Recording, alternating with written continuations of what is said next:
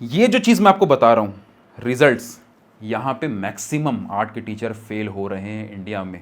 एक लिमिट के बाद वो नहीं ग्रो होगा, वो स्केल उतना ही हो सकता है। आपको अपने आप को इतना वैल्यूएबल बनाते रहना होगा टाइम टू टाइम, धीरे धीरे धीरे धीरे करके, ताकि आप धीरे धीरे जो प्राइस चार्ज करते हो वो उस सेगमेंट से कर सको जो अपर लेवल पे काम कर रहे हैं, जो ऑलरेडी एक लेवल पहुंच चुके हैं। ये अलग अलग अलग अलग प्रोडक्ट सर्विस आपने सोची, आपके दिमाग में आया यार इतना सारा प्रोडक्ट और सर्विस है, हम तो शुरू ही कर रहे हैं, तो हमारे पास कोई आ नहीं रहा है, ये नहीं हो रहा है, वो नहीं हो रहा है, हमारे पास तो बेसिक अर्निंग नहीं हो रही है। बहुत सारे सवाल आपके मन में आ रहे होंगे। सबसे पहला जो आपको समझना होगा कि आपके पास 1,000 का सामान हो, 5,000 का सामान हो, 50,000 का कोई सामान हो या 5 लाख का कोई सामान हो, तो आप जब शुरू में सिखाना शुरू करते हो ना, तो ऑब्वियस सी बात है ये जो बाकी के प्रोडक्ट्स हैं ये आपके पास नहीं होंगे। ये आपको पता भी नहीं होगा कि ये चीज़ें हम कैसे कर सकते हैं, ये आपको पता भी नहीं होगा कि ये सारी चीज़ें हम बना कैसे सकते हैं, ये आपको समझ में भी नहीं आएगा कि इतने हाई प्राइस तक हम कैसे पहुंच सकते हैं, और आपको ये भी समझ में नहीं आएगा कि इतने हाई प्राइस के कस्टमर हमें मिलेंगे कैसे, और आपको ये भी समझ में नहीं आएगा कि हाई प्राइस के कस्टमर मिल भी गए और आपके पास सर्विसेज भी हैं जो आपको लगता है कि उनकी लाइफ में वैल्यू ऐड कर सकती हैं, तो उनको पिच कैसे करना है, उनको शेयर कैसे करना है, उनको बताना कैसे, या उनको कैसे हम ये कन्विंस करें कि हम आपकी एक्चुअल में हेल्प कर सकते हैं, एक्चुअल में, सिर्फ बोल के नहीं, एक्चुअल में। ओके, ये सारी चीज़ें आपको समझ में नहीं आएंगी। तो इसलिए अब मैं आपको स्टेप बाय स्टेप समझाता हूँ कि चीज़ें कैसी होती हैं। तो पहले हमारा टारगेट क्या है उसको हम लिख लेते हैं, ठीक है। हमारा टारगेट है मान लो पर मंथ का 10 लाख। अब ये 10 लाख को अचीव करने के लिए पहले कुछ बेसिक नंबर्स हमें समझने होंगे, ताकि उस बेसिस पे हम अपने डिसीजन ले सकें। इसको बोलते हैं रिवर्स इंजीनियरिंग करना, जो हमारे टारगेट से उल्टा आना, ताकि हमें समझ में आए कि हमें करना क्या है। तो एग्जाम्पल के तौर पे मान लेते हैं आप क्या क्या प्रोडक्ट या सर्विसेज आप देते हैं, ये सबसे पहले आपको अपने आप से पूछना है। तो आपका पहला स्टेप है ये देखना कि आप क्या क्या कर सकते हो जिसके लिए लोग आपको पे करें। ओके, एग्जाम्पल के तौर पे कोई हो सकता है जो अभी के लिए सिर्फ ये कर सकता हो कि वो बच्चों को आर्ट क्लास सिखा सकता है, आर्ट सिखा सकता है। हो सकता है उसके पास ये भी हो कि वो बच्चों के अलावा बड़ों को भी सिखा सकता है। हो सकता है वो ये भी हो कि वो ऑनलाइन ट्रेनिंग्स बना रहा है, उसके थ्रू भी वो सिखा सकता है। हो सकता है उसके पास ये भी स्किल हो, जो प्रोफेशनल्स हैं उनको किसी और चीज़ पे गाइड कर सकता है, क्योंकि हर बार ड्राइंग सिखाना गोल नहीं होता। जब हम आर्ट के टीचर बनते हैं तो उसमें बहुत सारी चीज़ें आती हैं टीचिंग के लेवल पे। हो सकता है कि वो साल में 1 या 2 वर्कशॉप्स कंडक्ट करते हों। हो सकता है कि वो हाई टिकट पे काम कर रहे हैं, जैसे वो किसी चीज़ के ऊपर प्रीमियम प्राइस चार्ज कर रहे हैं उन क्लाइंट्स के लिए, उन कस्टमर्स के लिए जो उस लेवल पे पहुंच चुके हैं, या उसके लिए वो पे करने के लिए तैयार हो उनको एक हाई लेवल की प्राइस जहां पे उनको उससे ज़्यादा वैल्यू मिल रही हो। तो अलग अलग अलग अलग प्रोडक्ट और सर्विसेज हो सकते हैं, क्योंकि टीचिंग सुनने में तो एक शब्द लगता है, लेकिन इस टीचिंग के अंदर बहुत सारी और चीज़ें हैं। मैं बच्चों को सिखा रहा हूँ वो अलग चीज़ हो जाएगी, मैं बड़ों को सिखा रहा हूँ अलग चीज़ हो जाएगी। हो सकता है मेरे टारगेट में हाउस वाइफ को, मतलब जो एक हाउस वाइफ का सेगमेंट है, मैं उनको अपनी आर्ट क्लास कैसे शुरू करना है ये मैं सिखा रहा हूँ, तो ये भी एक सेगमेंट हो सकता है। आगे बढ़ने से पहले आप सबके लिए एक गिफ्ट, जितने भी आप में से आर्ट के टीचर हैं या एस्पायरिंग आर्ट के टीचर हैं, जो आर्ट की फील्ड में एज एन आर्ट टीचर अपना ब्रांड बनाना चाहते हैं, बड़े लेवल पे आगे बढ़ना चाहते हैं, आप लोगों के लिए यहाँ पे मैं एक फ्री सीरीज़ शेयर कर रहा हूँ। ये सीरीज़ लिमिटेड लोगों के लिए। इस वीडियो के नीचे डिस्क्रिप्शन में और पिन कमेंट में आपको उस फ्री सीरीज़ का लिंक मिल जाएगा। इस सीरीज़ के अंदर मैंने काफ़ी सारे पॉइंट्स बताए हैं जो बिजनेस के एंगल से आपको बहुत ज़्यादा हेल्प करेंगे ग्रो करने में। बहुत सारे कॉन्सेप्ट्स क्लियर किए हैं, आर्टिस्ट और मनी का रिलेशनशिप बताया है, ऐसे कई सारे फंडामेंटल पॉइंट्स क्लियर किए गए हैं जो आपको बहुत हेल्प करेंगे प्रोफेशनली इस फील्ड में आगे बढ़ने के लिए। ये सीरीज़ कम्प्लीटली फ्री है। इस वीडियो के नीचे लिंक दिया गया, आप वहाँ पे जाके इस सीरीज़ के लिए रजिस्टर कर सकते हैं। लिमिटेड सीट्स के लिए है तो लेट मत करिएगा, अदरवाइज़ ये सीरीज़ जल्दी ही क्लोज हो जाएगी। ऑल्सो इन फ्यूचर वीडियोज़ मैं ऐसे ही गिफ्ट्स आपके लिए और लाता रहूँगा। मेक श्योर आप इस चैनल को सब्सक्राइब करके बेल आइकन दबा दीजिएगा, ताकि फ्यूचर की अपॉर्चुनिटीज़ भी आपसे मिस ना हो। अब शुरू करते हैं। तो अलग अलग स्टूडेंट्स के लिए अलग अलग सर्विसेज हो सकती हैं। पहला तो ये, ओके, डिफरेंट टारगेट ऑडियंस के लिए डिफरेंट प्रोडक्ट या सर्विसेज हो सकते हैं, पहला ये। दूसरा, सेम टारगेट ऑडियंस के लिए, मान लो हमारा एक टारगेट ऑडियंस है एक्स टारगेट ऑडियंस के लिए हम जो प्रोडक्ट या सर्विस दे रहे हैं उसमें कोई अपसेल है। जैसे अपसेल हर इंडस्ट्री में होता है। जैसे आप अमेज़ॉन पे सामान लेते हैं, आपने एग्जांपल के तौर पे सर्च किया कि कोई आपको लैपटॉप खरीदना है, तो आपने एक्स लैपटॉप, जो भी लैपटॉप आप खरीद रहे हैं, आपने सर्च किया, वो लैपटॉप आया, उस लैपटॉप के नीचे लैपटॉप का कवर आ गया, लैपटॉप का ये डिज़ाइन आ गया, लैपटॉप का स्टैंड आ गया, ये वो 10 प्रोडक्ट्स और आ जाते हैं। तो कई लोगों को लैपटॉप के साथ वो चीज़ें भी खरीदने का मन होता है, तो वो साथ में ले लेते हैं। तो वो एक तरीके से अपसेल है कि ये सामान लिया, उस सामान के साथ और भी चीज़ें सामने वाले को हो सकती है मन करे या चाहते हो लेना, जिनसे उनकी प्रॉब्लम सॉल्व हो। इससे दोनों का फ़ायदा होता है। जो पर्सन लैपटॉप ले रहा है वो 10 सामान और ले रहा है तो उसको एक साथ सारी चीज़ें मिल गई, उसका भी फ़ायदा हुआ, और जो पर्सन उस चीज़ को सेल कर रहा है उसका भी बेनिफिट हुआ, क्योंकि उसका एक बार में प्रॉफिट बढ़ गया। तो ऐसे ही आर्ट में जब टीचिंग दी जाती है तो जब हम कोई चीज़ शेयर कर रहे हैं, जैसे हम क्लास ले रहे हैं, तो हम उस क्लास के साथ कोई चीज़ें ऐड भी कर सकते हैं कि कुछ बच्चों को या कुछ स्टूडेंट्स को या कुछ मेंबर्स को इसके साथ ये भी चाहिए होगा, तो वो चीज़ भी हम सोचते हैं। तो सेम टारगेट ऑडियंस को हम अपसेल कर रहे हैं, या अलग अलग टारगेट ऑडियंस को हम अलग अलग प्रोडक्ट सर्विस भी हम डिज़ाइन कर रहे हैं। तो ये एक बेसिक थॉट है, ठीक है। अब मान के चलिए कि आपका कोई एक प्रोडक्ट है या सर्विस है जो भी, जिसकी प्राइस है 1000 रुपीज़ पर पर्सन की, 1000 रुपीज़ पर मंथ, ठीक है। हो सकता है आपका कोई एक प्रोडक्ट या सर्विस हो जो थोड़ा सा दूसरे कैटेगरी के लोगों के लिए हो, ये मान लो बच्चों का है, ये मान लो बड़ों का आपने रखा कि पर मंथ आपका कोई प्रोडक्ट या सर्विस का प्राइस है 5000 रुपीज़ एग्जाम्पल, ओके। आपका कोई और प्रोडक्ट या सर्विस है जिसका प्राइस है मान लो 50,000, ओके। आपका कोई और प्रोडक्ट या सर्विस है मान लो जिसकी प्राइस है 5 लाख। अब आप सबके दिमाग में सवाल आएगा, यार 1000 रुपये तो चलो फिर भी समझ में आता है, महीने के 5000, महीने का 50,000, महीने का 5 लाख, इतना प्राइस कौन देता है, इतना महंगा। तो ये एक मेंटेलिटी है जो बहुत सारे आर्ट टीचर्स को ग्रो करने से रोक रही है। देखो, प्राइस सबसे लोएस्ट सेगमेंट में आता है जब हम सोचते हैं कि प्राइस की वजह से लोग रुक रहे हैं। प्राइस की वजह से कोई ऐसा नहीं होता जो आपका प्रोडक्ट या सर्विस नहीं लेना चाहता। ये सबसे पहला फंडामेंटल है। लोग बस ये देखते हैं कि जो आप प्राइस चार्ज कर रहे हो उसके बदले उनको क्या बेनिफिट मिल रहा है।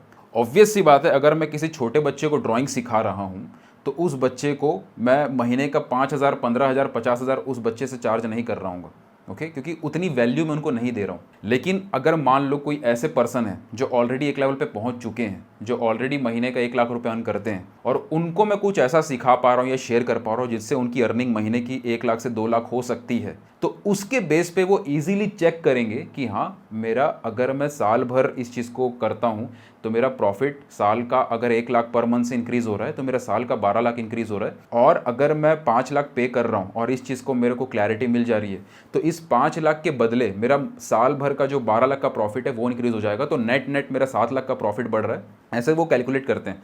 तो इस तरीके से चीज़ें होती हैं। तो जब हम 0 to 10 लाख टारगेट कर रहे हैं ना पर मंथ, तो आपको ये समझना होगा कि आपको अपने आप को इतना वैल्यूएबल बनाते रहना होगा टाइम टू टाइम, धीरे धीरे करके, ताकि आप धीरे धीरे जो प्राइस चार्ज करते हो वो उस सेगमेंट से कर सको जो अपर लेवल पे काम कर रहे हैं, जो ऑलरेडी एक लेवल पहुंच चुके हैं। एक तो ये तरीका है, ओके।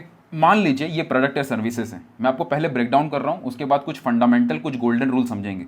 जैसे मान लो 5 लाख का मेरा कोई सामान है, मेरा कोई सर्विसेज है, अगर इसको मैं सिर्फ 2 लोगों को दे दूँ, महीने में सिर्फ 2 लोगों को मैं 5 लाख का जो मेरा सर्विस है वो दे दूं, तो इजीली मेरा 1 महीने में 10 लाख अचीव हो जाएगा। सिंपल। अगर मान लो मेरा कोई 50,000 का प्रोडक्ट या सर्विस है, ठीक है, इसको कितने लोगों को दूंगा मैं, इनको मैं मान लो 20 लोगों को दे दूं, तो मेरा अगेन 10 लाख अचीव हो जाएगा। अगर मान लो मेरा 5000 पर मंथ का सामान है, तो मुझे कितने लोगों को देना है, 200 लोगों को, मेरा 10 लाख का टारगेट अचीव हो जाएगा। अगर मेरा कोई 1000 रुपये का प्रोडक्ट या सर्विस है, ठीक है, और मुझे इसमें कितने लोग चाहिए 10 लाख तक पहुंचने के लिए, इसमें मुझे चाहिए 1000 लोग, ठीक है, तो अगेन मेरा 10 लाख का टारगेट अचीव हो जाएगा। ये पॉइंट क्लियर है?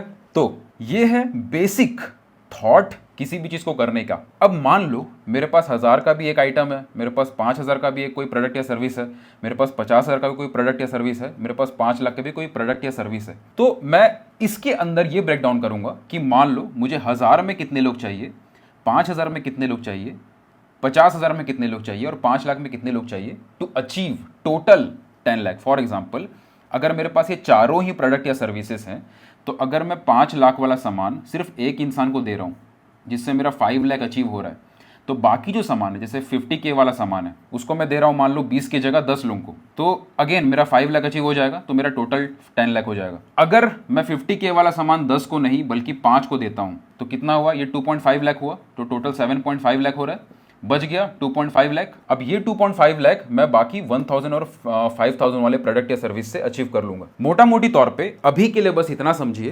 कि अलग अलग प्रोडक्ट सर्विस है, अलग अलग उसकी प्राइस पॉइंट है, अलग अलग प्राइस पॉइंट में हमें अलग अलग क्वांटिटी के लोग चाहिए जिनको हम वो प्रोडक्ट या सर्विस दे रहे हैं। अगर हमारे पास चारों ही प्रोडक्ट या सर्विस हैं, तो हम ये देख रहे हैं कि कौन सा प्रोडक्ट कितने लोगों को जाएगा, और उसका मिक्स एंड मैच करके भी हम 10 लाख पर मंथ के टारगेट को अचीव कर सकते हैं। तो ये था बेसिक मैथ्स जो समझने के लिए ज़रूरी था आपको एक थॉट के लेवल पे कि जब भी कोई ये बोलता है कि हम पर मंथ इतने लाख की अर्निंग अचीव कर रहे हैं, या पर मंथ हम इस लेवल पे काम कर रहे हैं, या एनुअली हम इस लेवल पे काम कर रहे हैं, आपको सबसे पहले ये चीज़ क्लियर होनी ज़रूरी है कि उनके पास एक चीज़ नहीं होती है अर्निंग करने के लिए। मैं आपको प्योरली, ये मैं सब कुछ ऑनेस्टली शेयर करने में बिलीव करता हूँ, तो मैं आपको अपना भी एग्जांपल शेयर कर रहा हूँ कि कई सारे लोग हमारी क्लासेस के ऊपर काम ज्वाइन करते हैं, वो सारी चीज़ें होती हैं, लेकिन कई सारे हमारे ऐसे प्रोडक्ट हैं जो हर किसी के लिए नहीं है। तो ये सारी चीज़ें धीरे धीरे धीरे धीरे ऐड होती हैं। अब मज़े की बात समझिए कि आपको प्रॉब्लम कहाँ पे आती है, अब उसको ध्यान से समझिएगा। ये अलग अलग प्रोडक्ट सर्विस आपने सोची, अब मैं आपके दिमाग में क्या क्या सवाल आ रहे होंगे मैं समझ सकता हूँ, अब उसको मैं आराम से ब्रेक डाउन करता हूँ। आपके दिमाग में आया यार इतना सारा प्रोडक्ट या सर्विस है, हम तो शुरू ही कर रहे हैं, तो हमारे पास कोई आ नहीं रहा है, ये नहीं हो रहा है, वो नहीं हो रहा है, हमारे पास तो बेसिक अर्निंग नहीं हो रही है। बहुत सारे सवाल आपके मन में आ रहे होंगे, इसलिए मैं शुरू से अपनी जर्नी शेयर कर रहा हूँ। सबसे पहला जो आपको समझना होगा कि आपके पास 1,000 का सामान हो, 5,000 का सामान हो, 50,000 का कोई सामान हो, या 5 लाख का कोई सामान हो, एक गोल्डन रूल जो आपको समझना है कि आपका जो वैल्यू है वो हमेशा प्राइस से ज़्यादा होना चाहिए। ये बेसिक रूल है। कोई आपका आइटम 5 लाख का है, या 10 लाख का है, या 50 लाख का है, उस प्राइस से कोई फ़र्क नहीं पड़ता अगर आप जितनी प्राइस चार्ज कर रहे हो उससे ज़्यादा उनको वैल्यू दे रहे हो, और सिर्फ बोल के नहीं, एक्चुअल में प्रूफ करके कि हाँ उससे ज़्यादा की वैल्यू आप उनको दे सकते हो।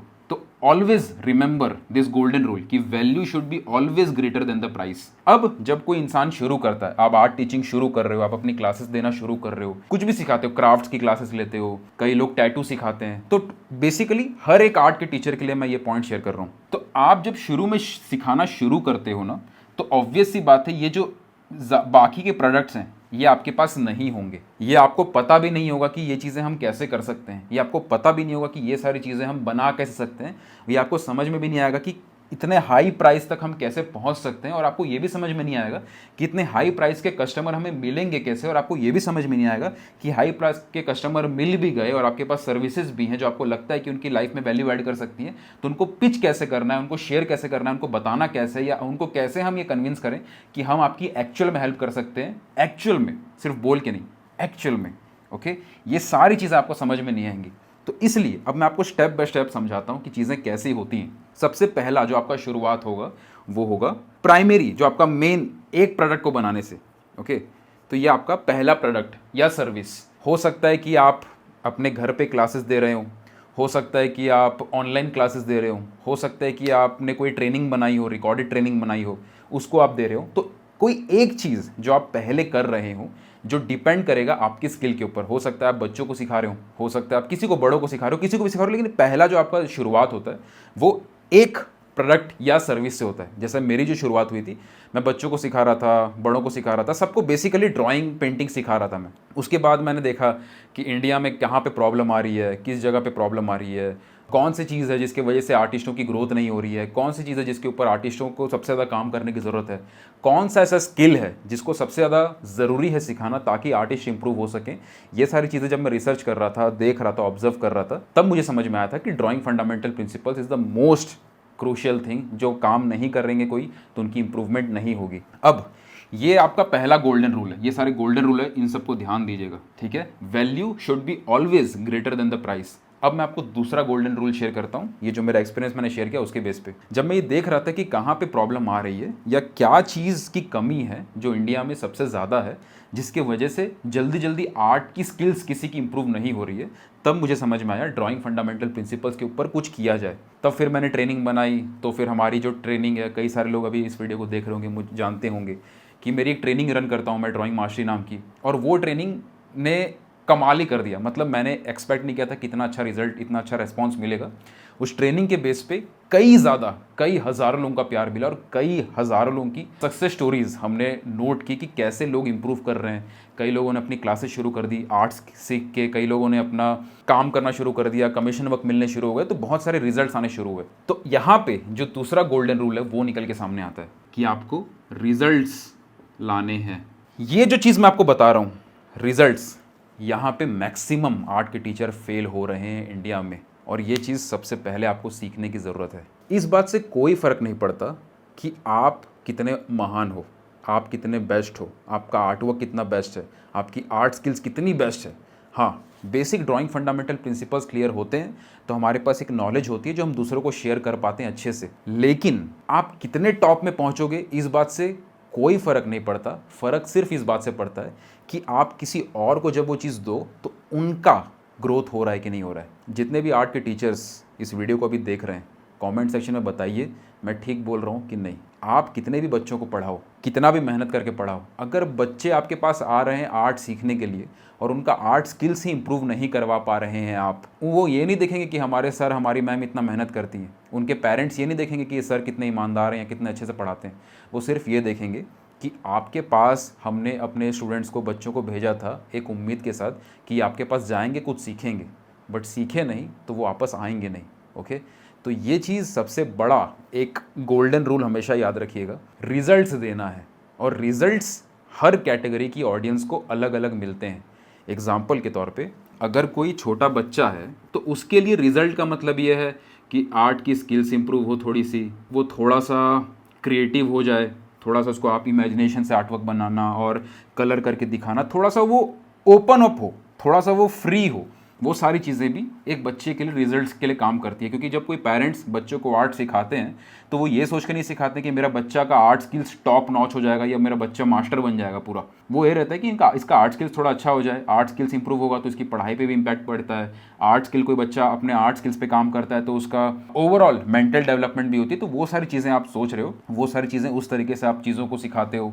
बच्चों को मज़ा आता है आर्ट सीखने में, वो इन्जॉय करते हैं आपकी आर्ट क्लासेस में। वो सारी चीज़ें एक बच्चे के लिए रिजल्ट्स के अंदर आ सकती हैं। ओके, एक बच्चे के लिए रिजल्ट्स में आ सकती हैं। लेकिन वहीं पे अगर कोई एक इंसान है जो आर्ट को प्रोफेशनली सीखना चाहता है, उसका पैशन है कि मुझे आर्ट स्किल्स में प्रोफेशनल बनना है, तो उसके लिए एंटरटेनमेंट करना, उसको मज़ा देना, वो सब गोल नहीं है। उसको मेंटल डेवलपमेंट हो जाए, वो सारी चीज़ें अपने आप बोनस होंगी। लेकिन उसका मेन गोल है कि उसके पास ऐसी आर्ट स्किल्स आप उनको सिखा सको जिसके बेस पे इतनी नॉलेज उसके पास हो, जिसके बेस पे वो प्रोफेशनली काम कर सके। हो सकता है कोई हाउस वाइफ हो जो आपके पास आर्ट सीखने आ रही है, हो सकता है उनका गोल प्रोफेशनल बनना नहीं है, हो सकता है उनका गोल सिर्फ इतना है कि वो बेसिक जितना आर्ट का स्किल्स होता है वो सीखें, कैसे टीचिंग शुरू करना है और बेसिक लेवल पे अपने बच्चों, छोटे बच्चों की क्लासेस कम से कम वो लेना शुरू कर सकें। क्योंकि वो चाहती है बहुत ज़्यादा प्रोफेशनल लेवल पे नहीं जाना है, लेकिन बेसिक लेवल पे मेरी घर में थोड़ी क्लासेस शुरू हो जाए तो मेरा मन लगा रहे, थोड़ी बहुत अर्निंग भी हो जाएगी। अर्निंग गोल नहीं है मेन उनका, लेकिन थोड़ी बहुत अर्निंग हो जाएगी, साथ में मन लगा रहेगा, थोड़ा सा आर्ट की प्रैक्टिस होती रहेगी। ये वाला उनका थॉट है मान लो। तो उनके लिए वो जो उनका थॉट है वो रिजल्ट्स आपको देने हैं। ओके, अब मान लो इसी की जगह पे एक पर्सन है जो ऑलरेडी अपनी आर्ट की एकेडमी रन कर रहा है। उसकी एकेडमी की महीने की अर्निंग है 5 लाख। ओके, उसके पास मान लो 100,000 बच्चे पढ़ते हैं, एक बच्चे से वो 500 रुपये लेता है, तो वो 5 लाख रुपए की अर्निंग पर महीने कर रहा है। इसका गोल बाकी जो मैंने एग्जांपल दिए, किसी बच्चे से, किसी कॉलेज स्टूडेंट से या किसी हाउस वाइफ से, हर किसी से अलग होगा। इसका गोल ये नहीं है कि इसका आर्ट स्किल्स बहुत इंप्रूव हो जाए। ये अपने आर्ट स्किल्स पे बहुत काम कर चुका है, इसने अपना बिजनेस शुरू कर दिया है, ये ऑलरेडी बहुत अच्छे लेवल पे अर्निंग कर रहा है, सब कुछ कर रहा है। अब इसका गोल ये है कि मुझे 5 लाख से 15 लाख या 20 लाख के रेवेन्यू तक जाना है, इसका ये गोल है। तो हम इसको बैठा के ड्राइंग नहीं सिखाएंगे। इसको हमें क्या रिजल्ट्स देना होगा कि हम इसकी एकेडमी को ग्रो कैसे करना है, क्या क्या चीज़ें ये कर सकता है, भले वो सोशल मीडिया की मार्केटिंग हो या एड्स रन करने की बात हो या इसके वेबसाइट डिज़ाइनिंग की बात हो या कैसे इसमें एडवर्टाइज कर सकता है, वो सारी चीज़ें हम इनको सिखाएंगे। अगर हम इसको रिजल्ट्स दे सकते हैं तो ये हमारे पास रहेगा, प्लस ये और भी लोगों को रेकमेंड करेगा कि हमारे पास ये चीज़ें करवा सकते हो, या जो भी एक word of mouth positive reviews मिलते हैं। तो कुल मिला के पॉइंट ये है कि रिजल्ट्स लाने हैं। ये गोल्डन रूल है। रिजल्ट्स आएंगे तो सारी चीज़ें होंगी, रिजल्ट्स आएंगे तो आप आगे जाओगे, रिजल्ट्स आएंगे तो आप अपर लेवल के बारे में सोचोगे, रिजल्ट्स आएंगे तो सारी चीज़ें होंगी। तो जब आप पहला अपनी क्लासेस रन करते हो, अपना कुछ ऑनलाइन क्लास रन करते हो, टीचिंग दे रहे हो, बच्चों को सिखा रहे हो, कुछ भी कर रहे हो, जो आप पहले कर रहे हो, आपका बस गोल इतना होना चाहिए कि रिजल्ट्स आ सकें। रिजल्ट्स आते हैं तो ये जो चीज़ आपका पहला प्रोडक्ट है, इसकी इंप्रूवमेंट होती है। अब ऑब्वियस सी बात है, कोई इंसान परफेक्ट तो है नहीं कि पहला क्लास शुरू किया और उसके रिजल्ट्स आने शुरू हो गए। वो खुद सीखते रहता है, खुद देखता है कि मैं और कैसे सिखाऊं, क्या शेयर करूं कि सामने वाला का इंप्रूवमेंट हो। ड्राइंग फंडामेंटल प्रिंसिपल्स में इसलिए इतना बोलता हूं क्योंकि वो सबसे कोर तरीका है ये रिजल्ट्स दे पाने का शुरुआत में, जिसको भी आप सिखा रहे हो। तो ये चीज़ भी आपको क्लियर है कि आप सिखाओगे, रिजल्ट्स दोगे, लोग ग्रो करेंगे, आपकी अर्निंग भी ग्रो होगी। आपकी अर्निंग भी ग्रो होगी क्योंकि लोग आते जाएंगे, स्टूडेंट्स आएंगे। एक चीज़ ये भी है कि मान लो आप छोटे बच्चों को सिखा रहे हो, छोटे बच्चों को आप कितना भी सिखाओ, कितना भी लेके जाओ, आप एक बच्चे से महीने का 500, 1000, 1500, उससे कितना ही ऊपर जाओगे। आप अगर टियर 1 सिटी में रहते हो तो 1500, 2000, 2500, 3000, बहुत ज़्यादा भी कर दिए तो महीने का 4000, 5000, उससे कितना ही ऊपर चले जाओगे, क्योंकि उससे कितना ज़्यादा रिजल्ट्स आप दे सकते हो। तो एक लिमिटेशन है, ओके, वहाँ पे एक लिमिट है कि आप इतना ही चार्ज कर सकते हो। बहुत पॉपुलर हो, बहुत लोग आपको जानते हैं तो प्राइस और बढ़ा सकते हो, लेकिन फिर भी एक लिमिट है, क्योंकि उतना ही वैल्यू हम दे रहे हैं। हमारा कोई फाइनेंशियल उनको रिजल्ट्स नहीं दे रहे हैं, हम उनके आर्ट स्किल्स को इंप्रूव करवा रहे हैं, हम उनको थोड़ा सा बेनिफिट दे रहे हैं, तो वो एक लिमिट पे सेट होगा। प्लस ये भी है कि आपकी भी एक लिमिट है। अगर आप प्रोडक्ट दे रहे हो कोई डिजिटल, जैसे ऑनलाइन जो कोर्सेज बनते हैं, कोर्सेज क्या है, डिजिटल प्रोडक्ट्स हैं। जैसे फिजिकल प्रोडक्ट्स होते हैं वैसे डिजिटल प्रोडक्ट्स होते हैं। अगर मान लीजिए आप सर्विसेज दे रहे हैं, आप अपने घर पे क्लासेस शुरू करते हैं या आप अपनी स्टूडियो पे क्लासेस शुरू कर रहे हैं, कुछ भी कर रहे हो, तो आपकी भी लिमिट है। आप दिन में आप 8 घंटा भी क्लासेस शुरू करोगे, आप 1 batch, 2 batch, 3 batch, 4 batch, 5 batch, कितना कितना लिमिट ले जाओगे। एक लिमिट के बाद वो नहीं ग्रो होगा, वो स्केल उतना ही हो सकता है। मैं अकेले अगर अपनी क्लासेस रन कर रहा हूँ तो वो एक लिमिट तक ही मैं कर सकता हूँ, जहाँ पे मेरा टाइम इन्वॉल्वमेंट है, जहाँ पे मुझे रहना पड़ता है, तो वो एक लिमिट तक ही जाएगा। ओके, तो ये चीज़ है शुरुआत में। लेकिन यहाँ पे ये चीज़ सबसे ज़्यादा ज़रूरी है कि इस सिचुएशन में आपको एक चीज़ और समझनी है कि आपको एक रूम टाइम का रखना है, एक अच्छा खासा समय अपना रखना है बचा के, जिसमें आप आगे की चीज़ों को सीख सको। एक चीज़ समझिएगा, जब तक आप जो चीज़ कर रहे हो वही करते रहोगे तो आपको वही मिलता रहेगा जो मिलता रहा है। अगर आपको अगले लेवल पे जाना है तो आपको कुछ ऐसा सीखना पड़ेगा जो आपने आज तक नहीं सीखा था, तभी आपको वो मिलेगा जो आपको आज तक नहीं मिला था। ये सिंपल बात है, और ये चीज़ मैं बहुत ज़्यादा फॉलो करता हूँ, करता आया हूँ, और उसके बेस पे मैं अपने एक्सपीरियंस के बेस पे ये आपको बात बोल रहा हूँ। जितना भी टीचिंग देना है आपको दो, जितना भी बैचेस आपको बढ़ाने बढ़ाओ, जितने भी लोग आ रहे हैं आने दो, लेकिन हमेशा एक स्पेस, एक टाइम ज़रूर रखना ताकि आप आगे की चीज़ को सीख सको, वरना आप वहीं पे फंसे रह जाओगे, आप कभी भी आगे ग्रो नहीं कर पाओगे। अक्सर आर्ट के टीचर्स के साथ ऐसा होता है, वो टारगेट करते हैं, मान लो उनका टारगेट है शुरुआत जब क्लास करी तो हाँ, शुरू में अगर पॉकेट मनी भी आ जाएगी, 2-4 हज़ार रुपये भी कमा लेंगे तो हम खुश रहेंगे। धीरे धीरे लगता है 10,000 भी अर्निंग हो जाएगी तो अच्छा है, 20,000 अर्निंग हो जाएगी, 30-40 हज़ार अर्निंग हो जाती है तो लोग कंफर्टेबल होने लग जाते हैं कि हाँ, महीने का 40-50 हज़ार अर्निंग हो रही है, आर्ट टीचर के रूप में काम कर रहे हैं, इतने सारे स्टूडेंट्स हमारे पास आते हैं, इतना काफ़ी है, ये हमारा लिमिट है, इससे ऊपर तो हम जा नहीं सकते। वहाँ पे वो कंफर्टेबल हो जाते हैं। लेकिन अगर एक्चुअल में पैशन है उस एरिया को ब्रेक करके आगे बढ़ने का, तो एक स्पेस हमेशा ऐसा होना चाहिए टाइम का, जहाँ पे आप आगे की पढ़ाई कर सको, आगे की चीज़ों को समझ सको, या प्लान स्ट्रैटेजीज बनाने के लिए आपके पास खुद के पास समय होना चाहिए, दिन का 2-4 घंटे, ताकि आप आगे की प्लानिंग कर सको। तो जस्ट बिकॉज कि और बैचेस लेने से मेरी अर्निंग बढ़ जाएगी, अपने आप को ऐसे फंसाना मत। ये बहुत लोग गलती करते हैं कि अपने आप को फंसाना मत कि आप आगे की चीज़ों को सीख ही ना पाओ।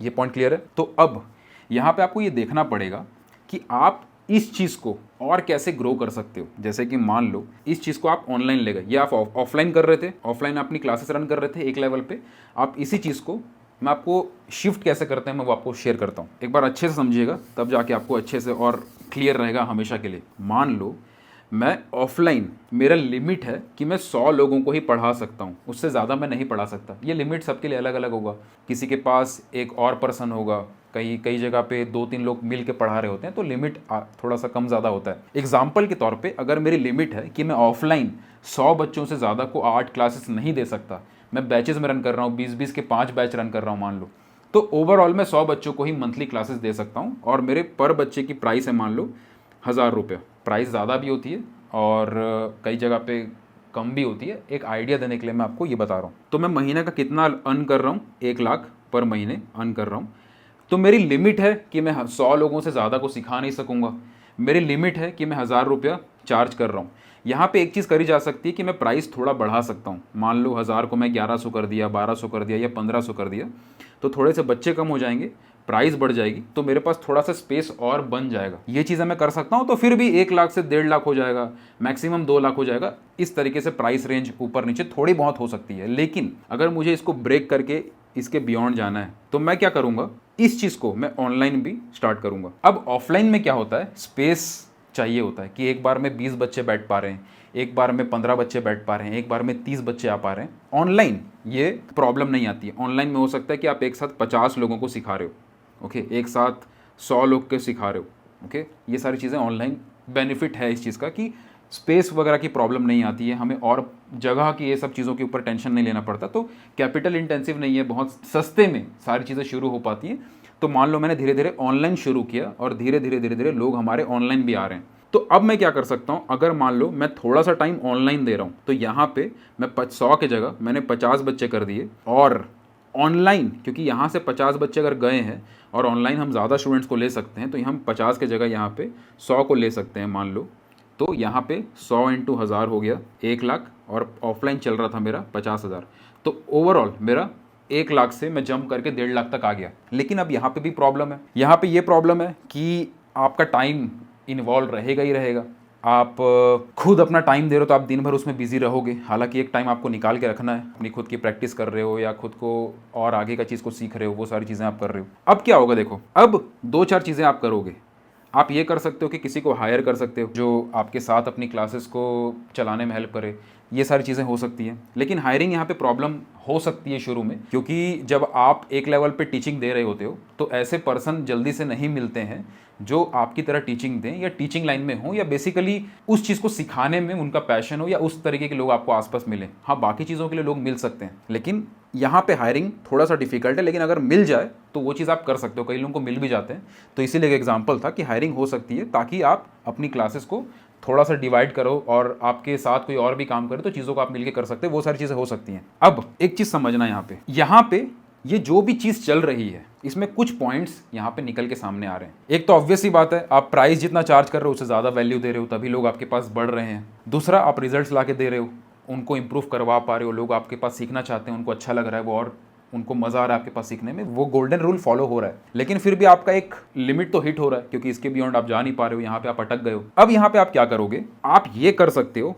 कि आप कोई रिकॉर्डेड प्रोग्राम बना सकते हो, जैसे कि कोर्सेस होते हैं, ट्रेनिंग्स होती हैं, ओके, ये सारी चीज़ें आप कर सकते हो, क्योंकि वो रिकॉर्डेड फॉर्म में होता है तो उसमें स्केल करना आसान होता है। उसमें ऐसा नहीं होता कि आप अपना टाइम इन्वॉल्व कर रहे हो, वो चीज़ें चल रही होती हैं अपने आप और उसमें अर्निंग हो रही होती है, तो स्केल करना आसान होता है। अब मैंने आपको ये सब बता तो दिया और ये सुनने में आसान तो लग रहा है कि यार इतनी सारी चीज़ें हो रही है, बढ़िया है, लेकिन अब मैं आपको बताता हूँ मेन इशू कैसे आता है। ये सारी चीज़ें करने के लिए, ये जो मैंने बोला आपके ऑफलाइन में इतने स्टूडेंट्स हैं, ऑनलाइन में इतने स्टूडेंट्स हैं, या आप अपनी रिकॉर्डेड ट्रेनिंग शुरू कर रहे हो उसमें इतने स्टूडेंट्स हैं, ये सारी चीज़ें करने के लिए ऑब्वियस सी बात है लोगों को पता होना चाहिए कि आप एग्जिस्ट करते हो। Now this is one of the golden rule कि people should know that you exist. एक बात बताइए, आप अपनी क्लासेस रन करते हैं, आप अपने शहर में ड्राइंग सिखाते हैं, कितने लोग को पता है ये बात कि आप अपने शहर में ड्राइंग सिखाते हैं? चलो ये चीज़ आपने हिट कर ली कि आप जितनी प्राइस चार्ज करते हो उससे ज़्यादा उनको वैल्यू देते हो, ये पॉइंट क्लियर है। जो आपके पास सीखने आता है उनका आर्टवर्क इंप्रूव भी होता है, ये चीज़ें आपने देखी है, क्योंकि 2 बच्चे, 4 बच्चे, 10 बच्चे, 15-20 बच्चे, जैसे जैसे वो बढ़ रहे थे उनका हर किसी का आर्टवर्क आप इंप्रूव करवा दे रहे थे। तो आपका वैल्यू ज़्यादा है प्राइस से, आप रिजल्ट्स भी ला के दे रहे हैं। लेकिन क्या आपको कितना लगता है कि कितने लोगों को मेरे बारे में पता होगा जिस जगह पे मैं ड्राइंग सिखाता हूँ या सिखाती हूँ? तो सबसे पहले आपको ये समझना होगा कि people should no you exist. पहले सबको पता तो चल जाए कि मैं यहाँ पे हूँ, मेरे नाम का कोई इंसान यहाँ पे इस शहर में है जो आर्ट सिखाता है। ये जितने लोगों को पता होगा उतना ज़्यादा चांसेस बढ़ जाएगा कि वो लोग आपके पास आएँ। मार्केटिंग और बाकी मार्केटिंग की टेक्निक्स लगाना, वो सब चीज़ें तो होंगी, लेकिन पहले ये सिंपल बेसिक चीज़ है कि पहले पता हो कि मैं हूँ। आपको अपने शहर में, मान लो आपको कोई सामान खरीदना है, आपको ये मार्कर खरीदना है, आपके घर के 1 किलोमीटर दूर एक दुकान है जहाँ पे ये एग्जैक्ट यही वाला मार्कर मिलता है। आपने 10 दुकान पूछा, किसी के पास वो वाला मार्कर नहीं था जो आपको चाहिए था, आपको जो कंपनी चाहिए थी वो कंपनी का मार्कर कहीं पे नहीं मिल रहा था। एक दुकान है वहाँ पे मिलता है, ठीक है, लेकिन आपको पता ही नहीं है कि एक दुकान और भी है, वो दुकान में ये चीज़ मिलती है। जब तक पता ही नहीं होगा आप वहाँ पे उस दुकान के पास जाओगे ही कैसे? तो सबसे बेसिक चीज़ है कि पहले पता हो लोगों की कि एक चीज़ है जो एग्जिस्ट करती है, ये प्रोडक्ट या सर्विस यहाँ पे मिलता है जो एग्जिस्ट करती है। और ये चीज़ पता कैसे चलेगी? इसके लिए 2 चीज़ें आपको करनी होगी। एक होगा आपका ऑर्गेनिक ट्रैफिक और एक होगा आपका इनऑर्गेनिक ट्रैफिक। एक होगा ऑर्गेनिक ट्रैफिक, एक होगा इनऑर्गेनिक ट्रैफिक। ऑर्गेनिक का मतलब फ्री में जो लोगों को पता चले, ओके। फ्री में कैसे पता चलेगा? सोशल मीडिया पे कंटेंट बनाओ। अगर आप सोशल मीडिया पे कंटेंट बनाते हैं, आपका कंटेंट आप अपने शहर के हिसाब से भी बना रहे हैं, मान लो मैं ऑफलाइन कंटेंट बना रहा हूँ ऑफलाइन मेरी क्लासेस हैं और उसके लिए मैं कंटेंट बना रहा हूं तो वो थोड़ा अलग टाइप का होगा। अगर मैं ऑनलाइन मेरी क्लासेस हैं और उसके लिए मैं कंटेंट बना रहा हूं तो वो थोड़ा अलग टाइप का होगा। मतलब वैल्यू तो मैं दूंगा लेकिन अलग इसलिए होगा क्योंकि जब मैं ऑफलाइन चाहता हूँ कि लोग यहाँ पे आए तो मैं ये ट्राई करूँगा कि वो कंटेंट ऐसा हो या उसका कॉल टू एक्शन ऐसा हो जहाँ पे मैं बता रहा हूँ कि मैं यहाँ पे रहता हूँ या इस जगह पे अगर आप रहते हो तो ये वीडियो आपके लिए, कुछ भी ऐसी चीज़ें जो थोड़ा सा एक क्लैरिटी दें कि ये कंटेंट उस व्यक्ति को, अगर कोई यहाँ पे रहता है उसको मिले तो वो ज़्यादा यहाँ पे आने के लिए इंटरेस्टेड हो। तो कंटेंट बनाना एक इम्पॉर्टेंट तरीका है। अब कंटेंट, प्रॉब्लम ये है कि लोग कंटेंट बनाते हैं, उनका कंटेंट के हिसाब से रिजल्ट्स नहीं आते हैं तो वो सोचते हैं कंटेंट बनाने से कोई फायदा नहीं है। कंटेंट बनाने का प्रॉब्लम नहीं है, प्रॉब्लम ये है कि आपके कंटेंट में अभी दम नहीं है या कंटेंट में आपकी वैल्यू नहीं है। कंटेंट में वैल्यू होगी और आप सही तरीके से कंटेंट डिजाइन करेंगे तो ऑटोमेटिकली आपको ऑर्गेनिक लीड्स मिलेंगी, ऑर्गेनिकली आपको लोग जानेंगे। इनऑर्गेनिक, जहाँ पे आप पे करते हो, जहाँ पे आप एड्स चलाते हो, जहाँ पे आप फेसबुक इंस्टाग्राम एड्स चलाते हो। अब फेसबुक या इंस्टाग्राम अगर आपने यूज़ किया है और आपने किसी और की एड्स को देखी है, हम भी एड्स वगैरह बहुत ही रन करते हैं, सारे कंपनियां जो ऑलरेडी अच्छे लेवल पे काम कर रही हैं उनकी एड्स वगैरह तो वो 100% यूज़ करते ही करते हैं। एड्स में सबसे बड़ा फ़ायदा ये होता है, अगर मैं कोई ऑफलाइन क्लास रन कर रहा हूँ, मान लो मैं यहाँ पे अपनी क्लासेस रन कर रहा हूँ, तो जो फेसबुक का एड्स है उसमें कई सारे ऑप्शंस आते हैं अपने एड्स को फिल्टर लगाने के लिए कि मैंने फेसबुक को ये सेट किया कि मेरी ऑडियंस ये वाली है। मान लो मैं छोटे बच्चों को क्लासेस देता हूँ तो मैं सिलेक्ट करूँगा कि मेरी एड्स किसको देखनी चाहिए, बच्चों को नहीं, पेरेंट्स को। तो पेरेंट्स को मेरी ऐड देखनी चाहिए, वो सारे पेरेंट्स जिनकी शादी एटलीस्ट इतने साल हो चुकी है ताकि उनके बच्चे कम से कम इतने बड़े होने चाहिए, ये मैंने सिलेक्ट कर लिया। मैंने ये सिलेक्ट कर लिया कि उनके क्या क्या इंटरेस्ट हैं, क्या क्या चीज़ें, उनके हॉबीज़ वगैरह क्या क्या हैं, उसके बेसिस पे हमने कुछ चीज़ें टारगेट कर दी। सब चीज़ें सेट करने के बाद मैंने डिसाइड कर लिया कि ये जो लोकेशन है, इस लोकेशन के अराउंड जो 4-5-6 किलोमीटर का एरिया है वहीं तक ऐड जाएं, उसके आगे ना जाएं। तो मैंने सारे फिल्टर लगा दिए, उसके बाद मैंने ऐड रन करनी शुरू करी। तो अब क्या होगा, ऐड क्योंकि टारगेट ऑडियंस के हिसाब से चल रही है तो बहुत कम ऐड के एक्सपेंसेस में कई ज़्यादा लोगों को रीच मिल जाएगी, कई सारे लोगों को मेरी एड्स पहुंच पाएगी और वो लोग यहाँ पे आ सकते हैं। उनको पता चलेगा कि एक क्लास है जो एग्जिस्ट करती है, जो यहाँ पे है, वो एग्जिस्टेंस का पता चलेगा। अब उसमें से जो लोग आएंगे उसके बाद तो हमारा गोल्डन रूल वहाँ पे लागू होगा कि आए, एडमिशन लिया, क्लासेस शुरू हो रही हैं, उनको वैल्यू मिल रही है, उनको रिजल्ट्स मिल रहे हैं, तो वो फिर और लोगों को रेकमेंड करेंगे। तो ऑफलाइन इस तरीके से चीज़ें हो रही हैं। ऑनलाइन क्या है कि ऑनलाइन भी हम एड्स रन करते हैं इंस्टाग्राम पे, फेसबुक पे, तो हम फिर वहाँ पे ऑफलाइन का टारगेट नहीं रखते हैं कि हम इतने ही एरिया के लोगों को टारगेट कर रहे हैं। फिर वहाँ पे हम पूरे इंडिया भर में भी ऐड चला सकते हैं। हो सकता है मेरा मान लो हिंदी में कंटेंट है, मैं हिंदी में चीज़ें शेयर करता हूँ, तो मैं हो सकता है साउथ वाले लोगों को हटा दूँ क्योंकि साउथ वाले लोग हिंदी ज़्यादा नहीं समझते हैं, या जो और भी एरियाज़ हैं मान लो जहाँ पे हिंदी स्पीकिंग एरियाज़ नहीं है तो उनको मैं कैंसल आउट कर सकता हूँ। जितना स्पेसिफिक मैं ऐड में कमांड दूंगा उतना सही तरीके से एड्स टारगेट करेगी और उतना अच्छे लीड्स और उतने कम पैसों में लीड्स हमें मिलती हैं, उतनी ज़्यादा रीच हमारी बढ़ती है। तो ये एडवर्टीजमेंट ऑर्गेनिक हो या इनऑर्गेनिक हो, इससे पता चलता है कि हम एग्जिस्ट करते हैं, हम दुनिया में हैं, जो हम कुछ कर रहे हैं। ओके तो जितने भी लोगों को वो चीज़ चाहिए होती है, वो क्लासेस, वो चीज़ जो हम प्रोडक्ट या सर्विस जो भी हम दे रहे हैं उसको पता चलता है लोगों को, तो हमारी एग्जिस्टेंस का पता चलता है, तो हमारे पास ऑलरेडी वहाँ से काम बढ़ना शुरू हो जाता है और स्टूडेंट्स बढ़ने शुरू हो जाते हैं। तो ये चीज़ था जो आपको समझना था कि ऑर्गेनिक इनऑर्गेनिक ट्रैफिक। अब क्या होता है ना, जब लोगों को पता चल जाता है, अब ये फंडामेंटल्स हैं जो मैं अभी बोलने वाला हूँ, ये आपको भी पता है और ये बेसिक बात है। आप ऑर्गेनिकली लोगों को लेके आओ या इनऑर्गेनिक एडवर्टीजमेंट चलाओ, पेड ऑडियंस को लेके आओ जहाँ पे आप ऐड चला रहे हो और वहाँ से लोगों को आपके बारे में पता चल रहा है, ये दोनों ही लोग जब आपके पास आएंगे और आपका प्रोडक्ट और सर्विस अच्छा है, बहुत अच्छा है, जितना ज़्यादा वो अच्छा है उतना ज़्यादा ये दोनों ही लोग उसके बारे में पॉजिटिव वर्ड ऑफ माउथ फैलाएंगे। आपके पास लोग आ तो रहे हैं लेकिन आपका प्रोडक्ट या सर्विस अच्छा नहीं है, रिजल्ट्स नहीं मिल रहे हैं, प्राइस आप ज़्यादा चार्ज कर रहे हो, वैल्यू आप कम दे रहे हो, ये सारी चीज़ें फंडामेंटल प्रॉब्लम्स हैं। तो ऑब्वियस सी बात है वो हर समय आप नए नए लोग को लाते रहोगे और जो पुराने लोग हैं वो जाते रहेंगे, तो आप हमेशा एक ही जगह पर अटके रहोगे। इसीलिए ये बेसिक फंडे, ये गोल्डन रूल समझ के चलना कि ये सारी चीज़ें तो हम समझ रहे हैं लेकिन ये फंडे क्लियर होने चाहिए। ठीक है, अब देखो मैं आपको एक चीज़ और बताता हूँ, और ये मैं आपको अपने एक्सपीरियंस के बेस पे चीज़ें शेयर कर रहा हूँ, इस चीज़ को समझना। अभी शुरू में हमने समझा कि आपके पास अलग अलग प्रोडक्ट सर्विस होने चाहिए अलग लेवल पे जाने के लिए, लेकिन मैंने ये भी बोला कि शुरू में आपको पता नहीं होगा कि आपके पास कौन कौन से प्रोडक्ट होने चाहिए या कौन कौन सी सर्विसेज होनी चाहिए। शुरू में बस आप अपना एक प्रोडक्ट से शुरू करोगे, एक प्रोडक्ट या सर्विस से शुरू करोगे जिसको आपको अच्छा बनाना है। अब एक और गोल्डन रूल समझिए, वन हीरो प्रोडक्ट और सर्विस। आपका जो पहला प्रोडक्ट या सर्विस है, पहला का मतलब ये नहीं है कि जो आपने शुरू किया वही बेस्ट हो सकता है आपने 4 चीज़ें ट्राई करी हूँ। जैसे अगर मैं अपना एग्जांपल दूँ तो मैं बच्चों को भी सिखाता था, बड़ों को भी सिखाता था, प्रोफेशनल को भी सिखाता था। धीरे धीरे मैंने अलग अलग कैटेगरी को सिखाया। ऑनलाइन आने से पहले मैंने कई साल ऑफलाइन सिखाया हुआ है। बच्चों को मैं जब सिखाता था तो बच्चों को बहुत अच्छा रिजल्ट देता था मैं। मेरे कुछ बच्चे नेशनल लेवल पर सिलेक्ट भी हुए थे, उनके आर्ट वर्क्स, ऐसे कई सारे रिजल्ट बच्चों के आए थे। तो काफ़ी अच्छा वो जर्नी चल रही थी। लेकिन मेरा पैशन था कि मैं बड़ों को सिखाऊं, तो बड़े भी सीख रहे थे। फिर धीरे धीरे बड़े आने शुरू हुए, तो मैं जो सीख रहा था, खुद से प्रैक्टिस कर रहा था, या जो मैं आर्ट की एजुकेशन ले रहा था वो उस लेवल की थी कि मैं बड़ों को भी सिखा सकता हूँ। फिर मैं कई सारे फैशन डिज़ाइनर के लोग थे, उनको मैंने आर्ट सिखाया। कई सारे लोगों को ड्राइंग सिखाई, अलग अलग कैटेगरी के लोगों को। तो जब मैं ये चीज़ कर रहा था तो बेसिकली मेरा टीचिंग स्किल इंप्रूव हो रहा था। मैं खुद अपना टाइम रखता था प्रैक्टिस करने के लिए। मैं अपने आप को इंप्रूव कर रहा था ताकि मैं और बेहतर चीज़ें सिखा सकूं, अच्छे से सिखा सकूं। मेरे समझाने का तरीका और बेहतर हो सके ताकि सामने वाले को और अच्छा रिजल्ट्स मिल सके। ये सारी चीज़ें मैं इस पूरी जर्नी में सीख रहा था, समझ रहा था। तो जब मैंने अपनी ट्रेनिंग लॉन्च करी ड्राइंग मास्टरी की, तो जब ये ट्रेनिंग लॉन्च हुई थी तो इसको लॉन्च करते वक्त कई सारे एक्सपीरियंसेस मेरे काम आए। जैसे कि मैंने देखा हुआ था कि कितने लोगों को कहाँ पे प्रॉब्लम आ रही है, अलग अलग कैटेगरी को मैंने देखा हुआ था। मैंने ये देखा था कि इंडिया में सबसे ज़्यादा प्रॉब्लम किस जगह पे है। मैंने ये देखा हुआ था कि जो मैं सिखा रहा हूँ, जो मैं तरीके सिखा रहा हूँ, जो मैं एक्सरसाइज वगैरह देता हूँ, उससे सबकी इंप्रूवमेंट हो रही है। तो मैंने कई सारी चीज़ें चेक करने के बाद एक ट्रेनिंग बनाई थी। तो क्योंकि बहुत सारी चीज़ें चेक मैंने ऑलरेडी करी थी, तो इस ट्रेनिंग का सक्सेसफुल होने का चांस बढ़ गया था और फेलियर के जो पैरामीटर्स हैं वो काफ़ी ज़्यादा कम हो गए थे। फेलियर के जो पॉइंट्स हो सकते हैं, फेलियर कब होता है कि हमने कोई चीज़ बना दी लेकिन हमें पता नहीं कि सामने वाले की काम की है कि नहीं।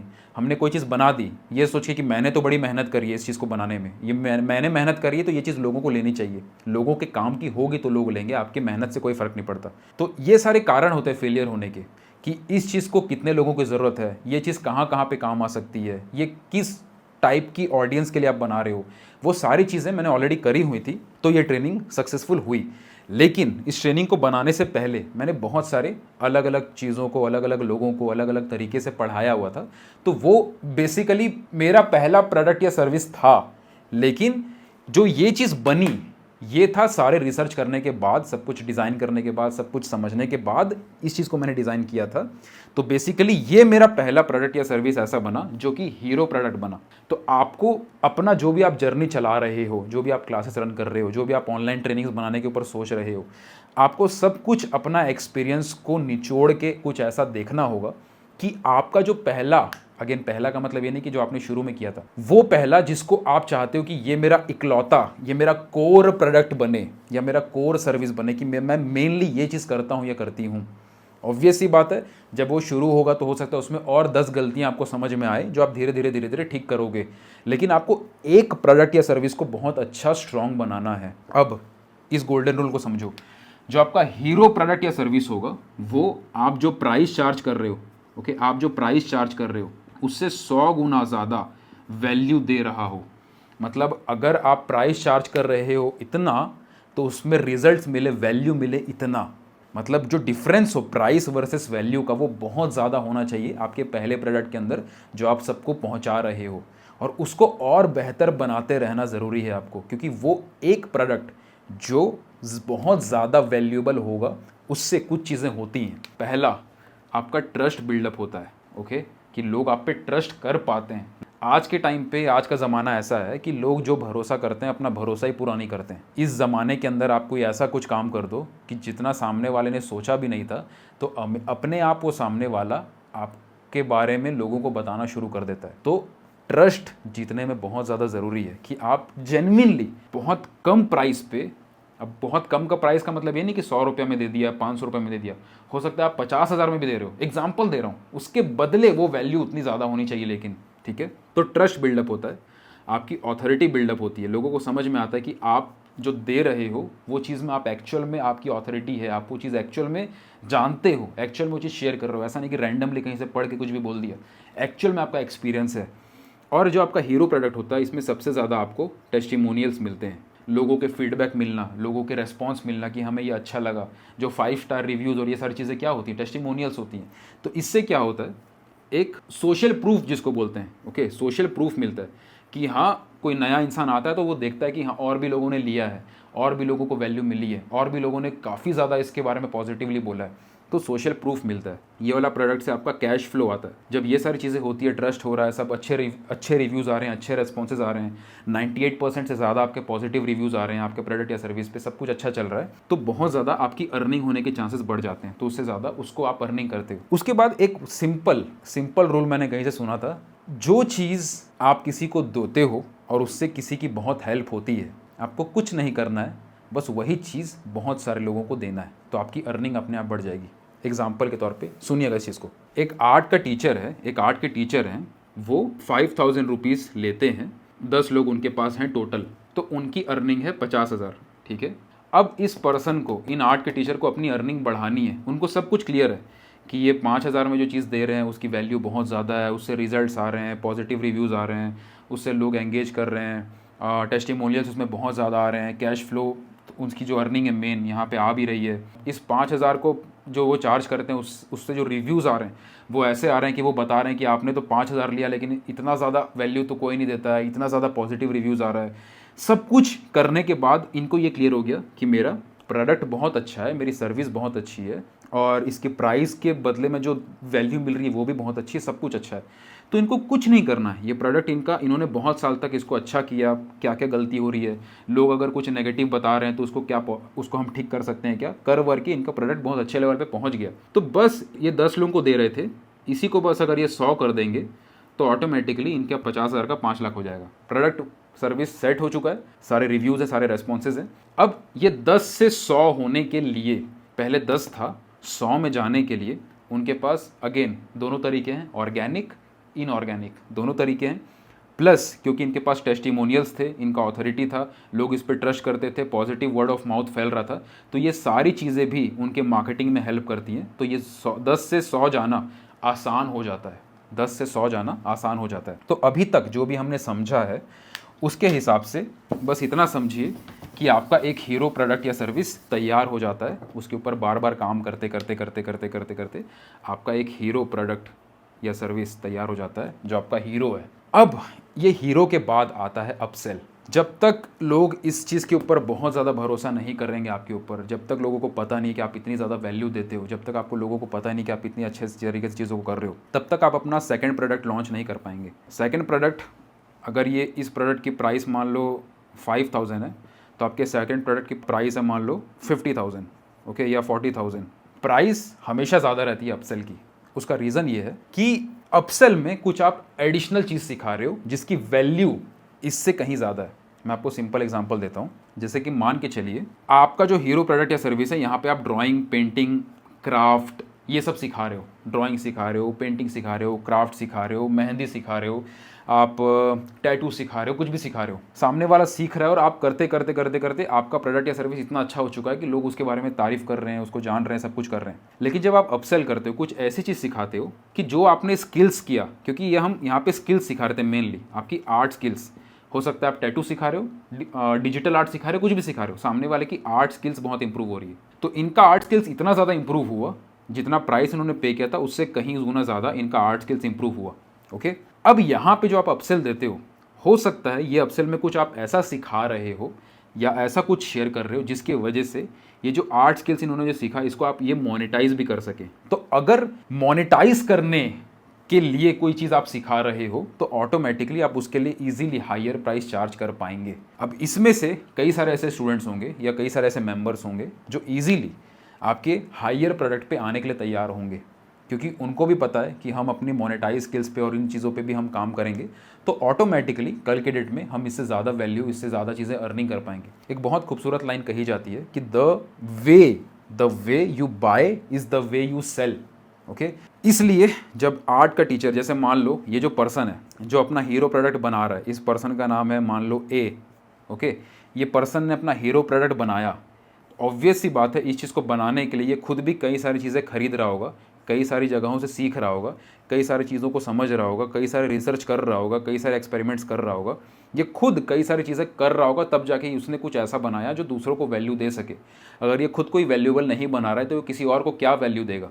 तो इसको अगर इस लेवल पे जाना है जहाँ पे वो कुछ ऐसा सिखा सके, जहाँ पे वो चीज़ें दूसरों को मोनेटाइज करना भी बता सके, तो इसको खुद भी अपने बिजनेस के ऊपर या जो भी अपना खुद भी उस चीज़ को अचीव करना आना चाहिए जो ये दूसरों को सिखा रहा है। जब तक वो खुद उस चीज़ को नहीं कर रहा है या खुद उस चीज़ को अचीव नहीं किया जो वो दूसरों को सिखाना चाहता है, तो कभी भी वो रिजल्ट्स नहीं दे पाएगा। तो अपना गोल्डन रूल ब्रेक हो जाएगा कि रिजल्ट्स नहीं मिल रहे हैं। सिंपल समझिएगा, अगर मैं कोई चीज़ आपको सिखा रहा हूँ या कोई चीज़ मैं आपको शेयर कर रहा हूँ जो मैं खुद नहीं कर रहा हूँ, तो मैं कभी भी आपको वैसे नहीं सिखा पाऊंगा जैसा मैं उस चीज़ को एक्सपीरियंस करने के बाद सिखा रहा हूँगा। अगर कोई चीज़ मैंने एक्सपीरियंस करी है और मैंने प्रैक्टिकली उस चीज़ को इम्प्लीमेंट किया है, और एक बार नहीं अलग अलग तरीके से किया है, और मुझे पता है कि वो चीज़ें ऐसे करने से वर्क करेंगी, वो चीज़ें मैंने ऑलरेडी चेक करी हैं, तब जब मैं आपको सिखाऊंगा तो मेरे को पता होगा कि ये चीज़ें आपके लिए वर्क करेंगी।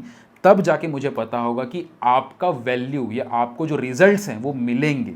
तो मैं बेसिकली रिजल्ट्स लाने के ऊपर फोकस करूंगा। अगर रिजल्ट्स ला पाऊंगा तब जाके आप भी उस चीज़ को मेरे बारे में या किसी के बारे में भी जिससे आपको रिजल्ट्स मिले हैं उसके बारे में पॉजिटिवली और लोगों को बताएंगे। और पॉजिटिवली जब खुद लोग किसी और को बताते हैं तो वो सबसे बेस्ट तरीका होता है ये चेक करने का कि हमारा प्रोडक्ट या सर्विस अच्छा है कि नहीं है। ओके, तो इसको अपने आप को इतना वैल्यूएबल बनाते रहना पड़ेगा, खुद एक्सपीरियंस करते रहना पड़ेगा, ताकि वो अपसेल कुछ बनाए तो उसमें उसकी वैल्यू और ज़्यादा वो दे सके। अपने आप को वैल्यूएबल बनाते रहना पड़ेगा। इसीलिए मैंने ये चीज़ भी बोली थी कि जब आप एक चीज़ पे काम करते रहते हो तो हमेशा अपने पास एक समय ज़रूर आपके पास होना चाहिए, एक टाइम फ्रेम आपके पास होना चाहिए जहाँ पे आप आगे की चीज़ों के लिए, आगे के ग्रोथ के लिए, आगे के प्लान्स के लिए काम कर सको। अब ये जब अपसेल करेगा तो इसके पास 100% चांस है, 100% ये पॉसिबिलिटी है कि कई सारे स्टूडेंट्स जो यहाँ पे हैं वो यहाँ पे ज़रूर आएंगे, क्योंकि इसने यहाँ पे बहुत ज़्यादा वैल्यू दी है। जब आप सामने वाले को बहुत ज़्यादा वैल्यू देते हो, जितना आपने प्रॉमिस किया था उससे कहीं ज़्यादा, तो लोग आपके पास आगे चलने के लिए भी तैयार होते हैं। ओके, आपका ट्रस्ट फैक्टर मैटर करता है। तो आपने यहाँ पे भी वैल्यू दिया, लोग यहाँ पे भी आए, ये सारी चीज़ें आपने करी। उसके बाद आप फ्यूचर में एक अपर लेवल का कुछ ऐसा प्रीमियम टिकट का कुछ बना सकते हो, 1 लाख का या 2 लाख का भी ऐसा कुछ बना सकते हो। तो बहुत ज़्यादा चांस है कि यहाँ से भी कुछ लोग, 1 या 2 या 3 लोग ऐसे होंगे जो यहाँ पे भी आएंगे। अब देखो, एक रूल होता है 10% ऑफ 10% रूल, कि अगर आपके पास 1000 लोग हैं तो उसमें से 100 लोग होंगे जो आपको ट्रस्ट करते हैं, वैल्यू करते हैं, और 100 में से 10 लोग होंगे जो आपसे वो चीज़ खरीदेंगे। एग्जाम्पल के तौर पे मान के चलो, मैं आपको एक बार रिवर्स इंजीनियरिंग करके बताता हूँ। मान लो मेरे पास कोई 5 लाख की सर्विस है, ठीक है, मेरे पास कोई ऐसी चीज़ है जिसकी मैं 5 लाख प्राइस चार्ज कर रहा हूँ, और जिसके बदले जो मैं करके दे रहा हूँ वो चीज़ मेरी क्लियर है कि इससे सामने वाले को वैल्यू मिलेगी। अब आप समझना, पूरा कॉन्सेप्ट समझना, अब आपको और अच्छे से चीज़ें समझ में आएंगी। मेरे पास कोई 5 लाख का सर्विस है। ये 5 लाख की सर्विस कौन लेगा? ये 5 लाख की सर्विस वो व्यक्ति लेगा जो इस 5 लाख की सर्विस के लिए एलिजिबल हो। यानी कि एग्जाम्पल के तौर पे मैंने यहाँ पे सेट कर दिया, कुछ क्राइटेरिया सेट कर दिया कि अगर आपको ये सर्विस लेनी है तो आपको ये आना चाहिए। आपकी मान लो आर्ट स्किल्स बहुत इस लेवल पे होनी चाहिए, एक्स लेवल पे होनी चाहिए। आपको 2 साल से ज़्यादा का एक्सपीरियंस होना चाहिए। आपकी 50,000 से ज़्यादा की अर्निंग होनी चाहिए या 1 लाख की अर्निंग होनी चाहिए। ये सब मैंने क्राइटेरिया सेट करा हुआ है। इससे कम क्राइटेरिया वाले को हम सिलेक्ट ही नहीं करते हैं। ये चीज़ मानो हमने सेट किया हुआ है। अब हमें ये चीज़ क्लियर है कि अगर कोई इस क्राइटेरिया का इंसान है तो उसके लिए चांसेस है कि वो इसको ले भी सकता है, क्योंकि वो खुद अर्निंग कर रहा है तो अर्निंग कर रहा है तभी इतना महंगा चीज़ पे वो ले सकेगा। प्लस जो चीज़ मैं दे रहा हूँ उससे उसकी अर्निंग इंक्रीज़ हो रही है। और ये सारी चीज़ें मैंने प्रूव भी करी है, मैंने बहुत सारे रिव्यूज़ भी हमारे पास हैं, बहुत सारे रिजल्ट्स भी हैं, सारी चीज़ें। तब जाके यहाँ पे अगर मान लो 5 लाख की सर्विस है और महीने का मतलब मंथ में मेरे पास 2 इंसान आ रहे हैं, ठीक है। अब इस 2 इंसान को यहाँ पे लाने के लिए बहुत ऑब्वियस सी बात है कि मेरे पास कम से कम 20 लोग ऐसे होने चाहिए जो इस चीज़ को लेना चाहते हैं और वो इस क्राइटेरिया को मीट भी करते हैं। फिर से समझाता हूँ मैं कि 20 लोग ऐसे हैं जिनका ये क्राइटेरिया फुलफिल हो रहा है। 20 लोग ऐसे हैं जो मुझ पर ट्रस्ट करते हैं, जिनका ये क्राइटेरिया फुलफिल भी हो रहा है। अब इस 20 में से ये गारंटीड है, गारंटीड कि 2 लोग 100% आएंगे। क्लियर? अब इन 2 लोगों को हमने एक्चुअल में रिजल्ट्स ला के दिया। मतलब ये 2 लोग, एक पर्सन की अर्निंग थी 50,000 पर महीने, एक पर्सन की अर्निंग थी 1 लाख पर महीने। ये 2 लोग आए, इन दोनों की अर्निंग डबल हो गई या 1.5 गुना 3 गुना बढ़ गई।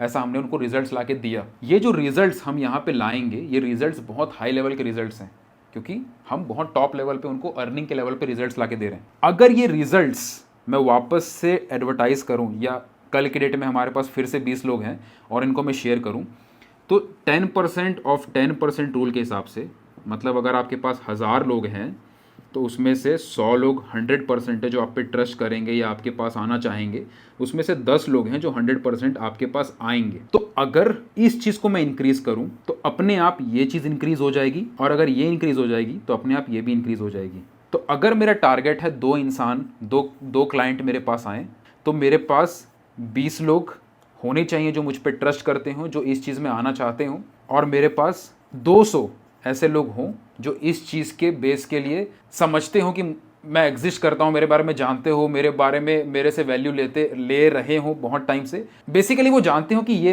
इंसान है जो ये चीज़ कर रहा है। ओके, ये 200 लोग मेरे बारे में जानते हैं, उसमें से 20 लोग ट्रस्ट करते हैं, और ये 200 लोग भी वो लोग हैं जिनका ये क्राइटेरिया फुलफिल हो रहा है। मैं फिर से रिपीट करता हूँ, थोड़ा कन्फ्यूज़न ना हो जाए आप सबको। ये 200 लोग वो हैं जिनका ये क्राइटेरिया फुलफिल हो रहा है लगभग, ठीक है। उसमें से 20 लोग होंगे जो ये क्राइटेरिया फुलफिल करने के बाद हमसे वो चाह रहे होंगे, ये 5 लाख की सर्विसेज लेना चाह रहे होंगे, और 2 लोग ऐसे होंगे जो 100% ये सर्विस लेंगे। तो अगर मुझे ये 2 को 4 करना है, सुनना ध्यान से, बहुत प्रीमियम बहुत प्रोफेशनल चीज़ें मैं शेयर कर रहा हूँ। मुझे अगर ये 2 को 4 करना है तो मुझे ये 20 को 40 करने पे फोकस करना पड़ेगा, और ये 200 को 400 करने पे फोकस करना पड़ेगा। तो इसके बजाय कि मैं यहाँ दिमाग लगाऊं कि यहाँ 20 में से 2 क्यों आ रहे हैं, और भी आने चाहिए और भी आने चाहिए, मैं सिंपली ये ट्राई करूँगा कि हमारा जो कंटेंट है, भले वो ऑर्गेनिक हो या पेड हो, इस तरीके से जाना चाहिए कि ऑटोमेटिकली मेरे पास जो लीड्स आ रही है, मेरे पास जो लोग मुझसे कनेक्ट हो रहे हैं, वो यहाँ से इंक्रीज़ होने शुरू हो जाएं। अगर ये इंक्रीज़ हो रहा है, अगर ये 200 से 400 हम ले जा पा रहे हैं, तो ये चीज़ें अपने आप होंगी। इसके लिए हमें मेहनत नहीं करनी है। ओके, इस चीज़ को इंक्रीज करना है। अब इन 2 लोग आए, दोनों लोगों को हमने रिजल्ट्स दिया, हमने जो बोला था उससे ज़्यादा करके दिया, सारी चीज़ें हुई, इनकी ग्रोथ हुई, सब कुछ हुई, और ये रिजल्ट्स और ये सारी चीज़ें हम अगले बार फिर से शो करते हैं, तो बहुत ज़्यादा चांस है कि इस 20 में से जो पहले 2 लोग आने तय थे, इसी 20 में से हो सकता है कि 3 आ जाएं या 4 आ जाएं, क्योंकि हमने उनको रिजल्ट्स अच्छा ला के दिया है। 10% ऑफ 10% रूल का मतलब ये है कि 1000 होंगे तो 100 ट्रस्ट करेंगे, 100 ट्रस्ट करेंगे तो 10 आएंगे, ये गारंटीड है। लेकिन जितना आप रिजल्ट्स ला के दोगे, जितना बेहतर आप काम करके दोगे, जितना पॉजिटिव रिव्यूज़ आपके बारे में जाते जाएंगे, ये 10 के जगह 15 या 20 भी हो सकता है। ये 10% ऑफ 10% बेयर मिनिमम है। उतना ज़्यादा बेहतर काम करके दोगे, वो चीज़ें अपने आप इंप्रूव होते जाएंगी। ओके, तो अब ये कॉन्सेप्ट क्लियर है। अब मैं आपको जो अभी तक मैं समझा रहा था, स्टेप बाय स्टेप आपको समझाता हूँ कि अगर किसी पर्सन ने एक 5000 का कुछ शेयर किया, इसमें कई सारे लोग आ रहे हैं, उस पर्सन के बाद इसने अपना अपसेल शेयर किया जहाँ पे ये बहुत ज़्यादा और वैल्यू दे रहा है, जहाँ पे वो प्राइस अपनी सामने वाले की अर्निंग को बढ़ाने में भी हेल्प कर रहा है। मान लो 5000 की प्रोडक्ट या सर्विस थी, इसमें आए मान लो 10,000 लोग, 10,000 लोगों ने इसकी 5000 वाली सर्विस ली। उसमें से मान लो 10,000 भी रहने देते हैं, कम कर देते हैं, 1000 ले लेते हैं, ठीक है। 1000 लोगों ने यहाँ पे 5000 की सर्विस ली। इसमें से मान लो कई सारे ऐसे लोग हैं जो अपनी अर्निंग बढ़ाने पे भी काम करना चाहते हैं, और इनसे हम 40,000 चार्ज कर रहे हैं। तो उसमें से कई सारे लोग होंगे, अगर यहाँ पे हमने बहुत अच्छा रिजल्ट्स ला के दिया है तो वो परसेंट और ज़्यादा बढ़ जाएगा। ओके, बेयर मिनिमम 10% है। अगर ये 1000 लोग ऐसे थे जो प्रोफेशनली काम करना चाहते थे, तो इसमें से 10% यानी कि 100 लोग बेयर मिनिमम में जो आ ही जाएंगे यहाँ पे।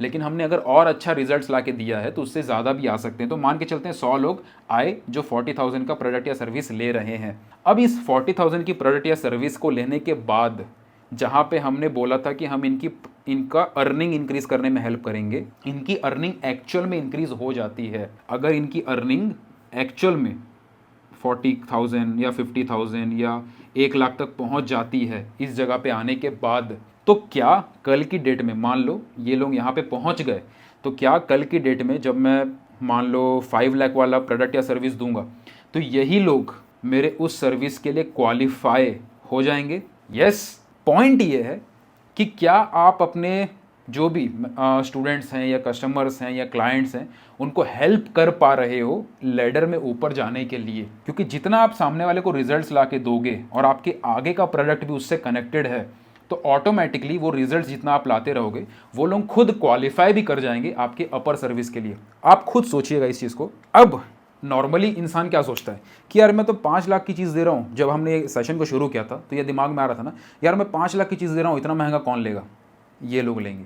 क्योंकि ये ऑलरेडी अर्निंग के लेवल पे पहुंच चुके हैं और ये ऑलरेडी आपसे ट्रस्ट आपका बन चुका है और ये ऑलरेडी देख चुके हैं कि जो आपने प्रॉमिस किया है वो आप करके देते हो। तो वो सारी चीज़ें आपने शुरू से बनाई हैं, आपने ट्रस्ट बनाया है, आप अपना नाम बनाए हो, आपने रिजल्ट्स ला के दिए हैं, आपने हमेशा प्रूव किया कि आप प्राइस से ज़्यादा वैल्यू देते हो, आपने हमेशा प्रूव किया कि आप भी जो सामान देते हो, ये तो चलो पहले की चीज़ थी, लेकिन ये जो चीज़ है मेन कि आप प्राइस से ज़्यादा देते हो, आपको हमेशा प्रूफ किया कि जो आप चीज़ दे रहे हो उसको रिजल्ट्स ला के देते हो, ये आपने हमेशा ये ट्रस्ट बनाया है। तो ये ट्रस्ट के बेसिस पे ये लोग यहाँ पे आने के लिए हमेशा रेडी होंगे, क्योंकि जब कोई चीज़ इस लेवल पे प्राइस होती है ना, जब कोई चीज़ थोड़े से प्रीमियम प्राइस पे होती है, 1 लाख 2 लाख 5 लाख 10 लाख ऐसा कोई प्राइस पॉइंट होता है, तो वहाँ पे सबसे बड़ा जो फैक्टर प्ले करता है वो है ट्रस्ट। पहला तो आपका टारगेट ऑडियंस सही हो, टारगेट ऑडियंस सही होनी चाहिए और इस टारगेट ऑडियंस का आपके ऊपर ट्रस्ट होना बहुत ज़रूरी है।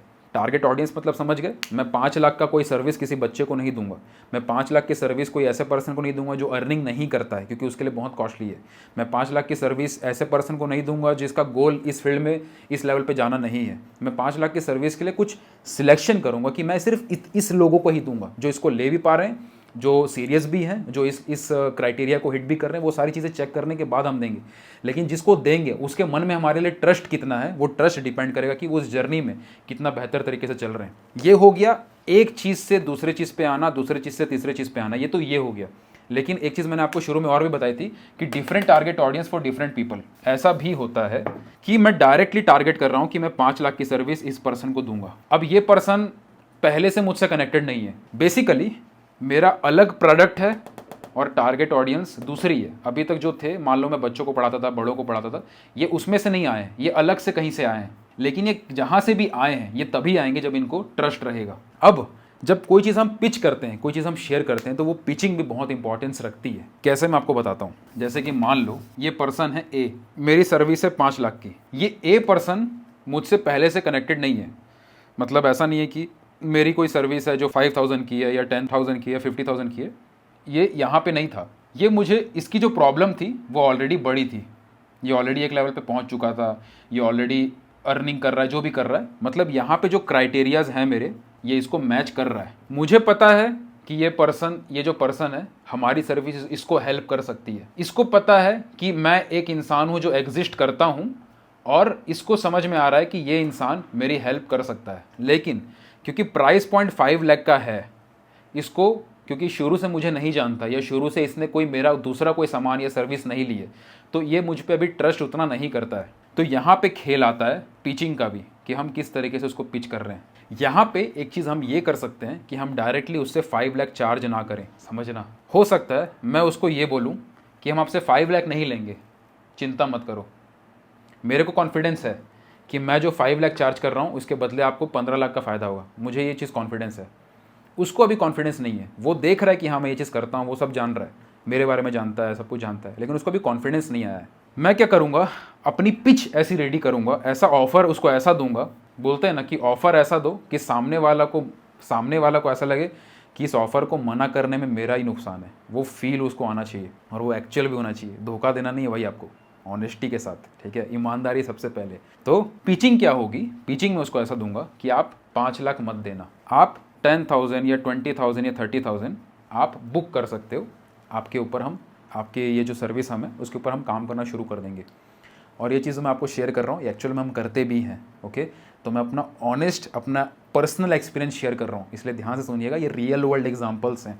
मैं उनको ये बोलूँगा कि मैं आपसे 5 लाख हम चार्ज नहीं करेंगे, आप एक बुकिंग अमाउंट दीजिएगा, उससे हम आपकी काम को शुरू कर देंगे। अब ये सवाल आएगा, यार बुकिंग अमाउंट भी क्यों देगा वो? मैं अगर 5 लाख की सर्विस दे रहा हूँ और मैंने बोला 50,000 खाली बुकिंग कर लो, बाकी 4.5 लाख बाद में देना, 50,000 भी क्यों देगा? वो इसलिए देगा क्योंकि ये पर्सन कोई पागल इंसान नहीं है कि किसी को भी 5 लाख देने के लिए निकल जाए। वो पर्सन पहले मेरे बारे में चेक करेगा, ठीक है, मान लो मेरा नाम है रे, तो वो चेक करेगा कि ये रे नाम का आदमी है कौन, करता क्या है ये, इसके पास्ट एक्सपीरियंस क्या है, ट्रैक रिकॉर्ड क्या है, ये सोशल मीडिया पे एक्टिव है कि नहीं है, ये गूगल पे सर्च करने से इसका कुछ आ रहा है कि नहीं आ रहा है, ये सारी चीज़ें वो चेक करेगा। कोई पागल नहीं है। आप खुद सोचिए, आप छोटा सा भी कोई सामान लेते हो तो आप उसके बारे में चेक करते हो कि नहीं करते हो कि ये चीज़ कहाँ पे है, एक्चुअल में सही भी है कि नहीं है, इसके बारे में पॉजिटिवली लोग लिख रहे हैं कि नहीं लिख रहे हैं। अमेज़ॉन पे आदमी सर्च करने जाता है, सामान सर्च करने जाता है, तो सामान काम का है, उसके बाद उससे पहले ये देखता है कि इसको कितने लोगों ने लिया है, रिव्यूज़ कितने दिए हैं, तो बाकी लोगों को वो चेक करता है कि कैसा इसका ट्रस्ट एक्चुअल में वहाँ पे उसका तभी बनना शुरू होता है। तो ये इंसान पहले मेरे बारे में चेक करेगा, सब कुछ करेगा, ये वो सब कुछ करेगा। अब कैसे खेल शुरू होता है आप सोचिए कि आप अगर पहले से कहीं पे भी अगर किसी को धोखा दिए होंगे, या कहीं पे कोई भी चीज़ गलत तरीके से सेल करने की कोशिश करे होंगे, या कहीं पे कोई भी चीज़ आप ऐसा ट्राई करे होंगे कि मैं सामने वाले को दे देता हूँ, क्या ही फर्क पड़ेगा, प्राइस तो चार्ज कर रहा हूँ लेकिन उतना दे भी तो रहा हूँ, और उससे ज़्यादा आप मतलब कुल मिला के आप अपना काम चलाने के चक्कर में आप काम कर रहे हो इतने टाइम से।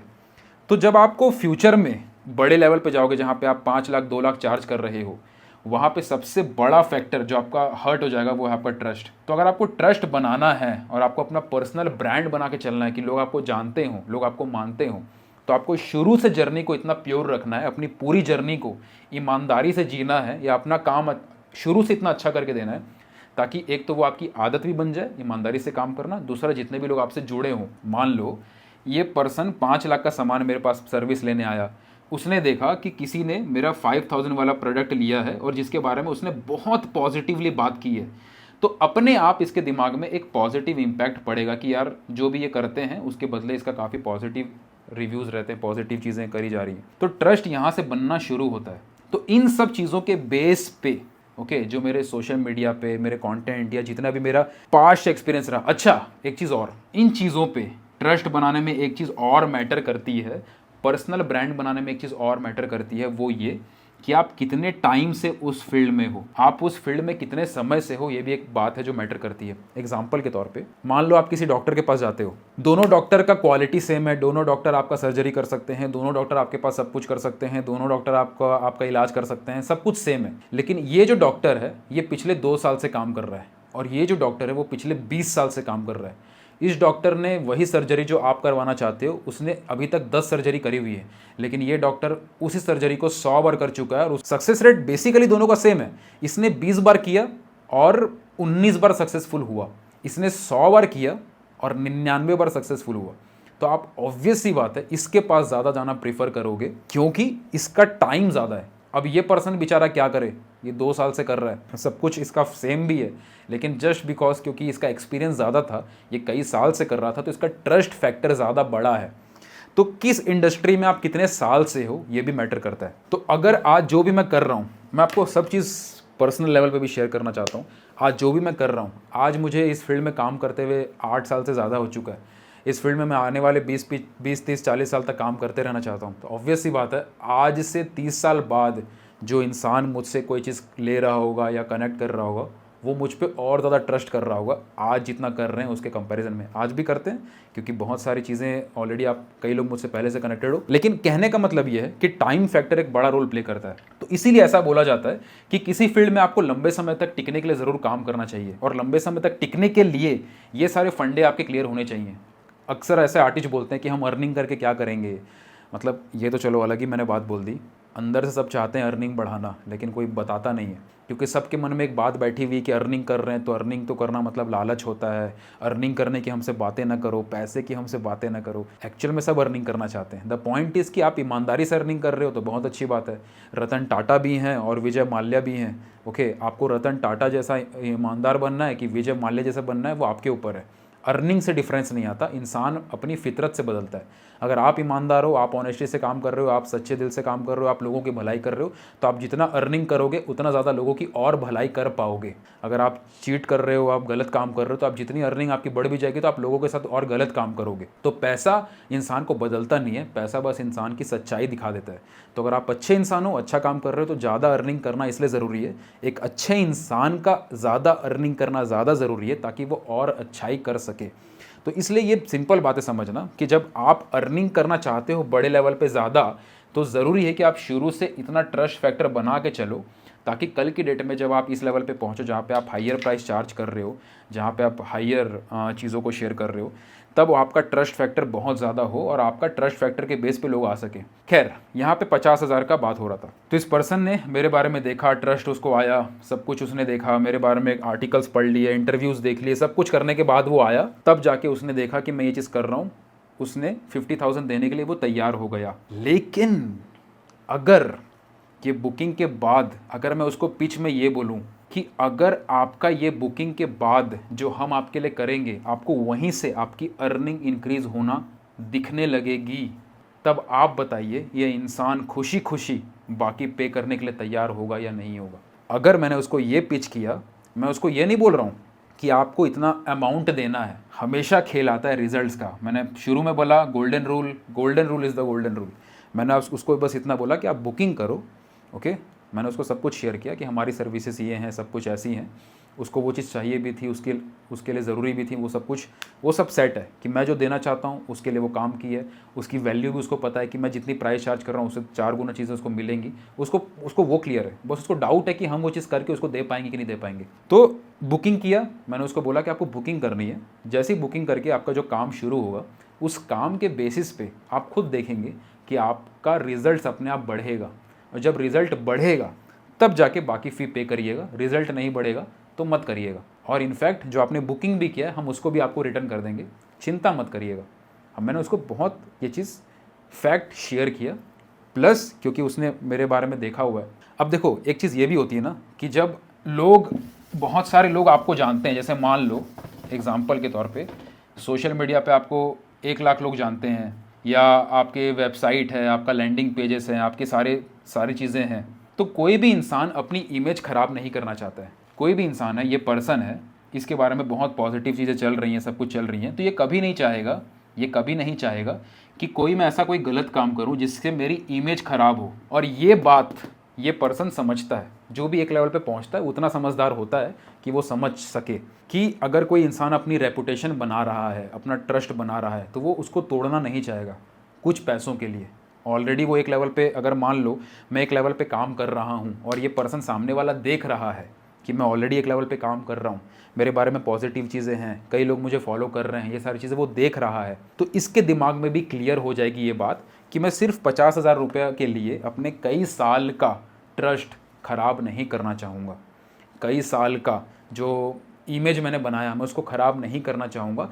ये चीज़ वो समझ रहा होगा, जो मेरा सोशल मीडिया और बाकी चीज़ें देख के उसको ये पॉइंट क्लियर हो जाएगा। तो अब जब मैं उसको ये बात बोलूँगा कि अगर हम आपको रिज़ल्ट नहीं दे पाएंगे तो आपका फ़ीस हम नहीं लेंगे, या आपकी जो फ़ीस हम रिफ़ंड भी कर देंगे, ये सब मैंने उसको बता दूंगा, तो ये बात इसको पता होगी कि मैं झूठ नहीं बोल रहा हूँ, मैं सच बोल रहा हूँ। किस बेसिस पे?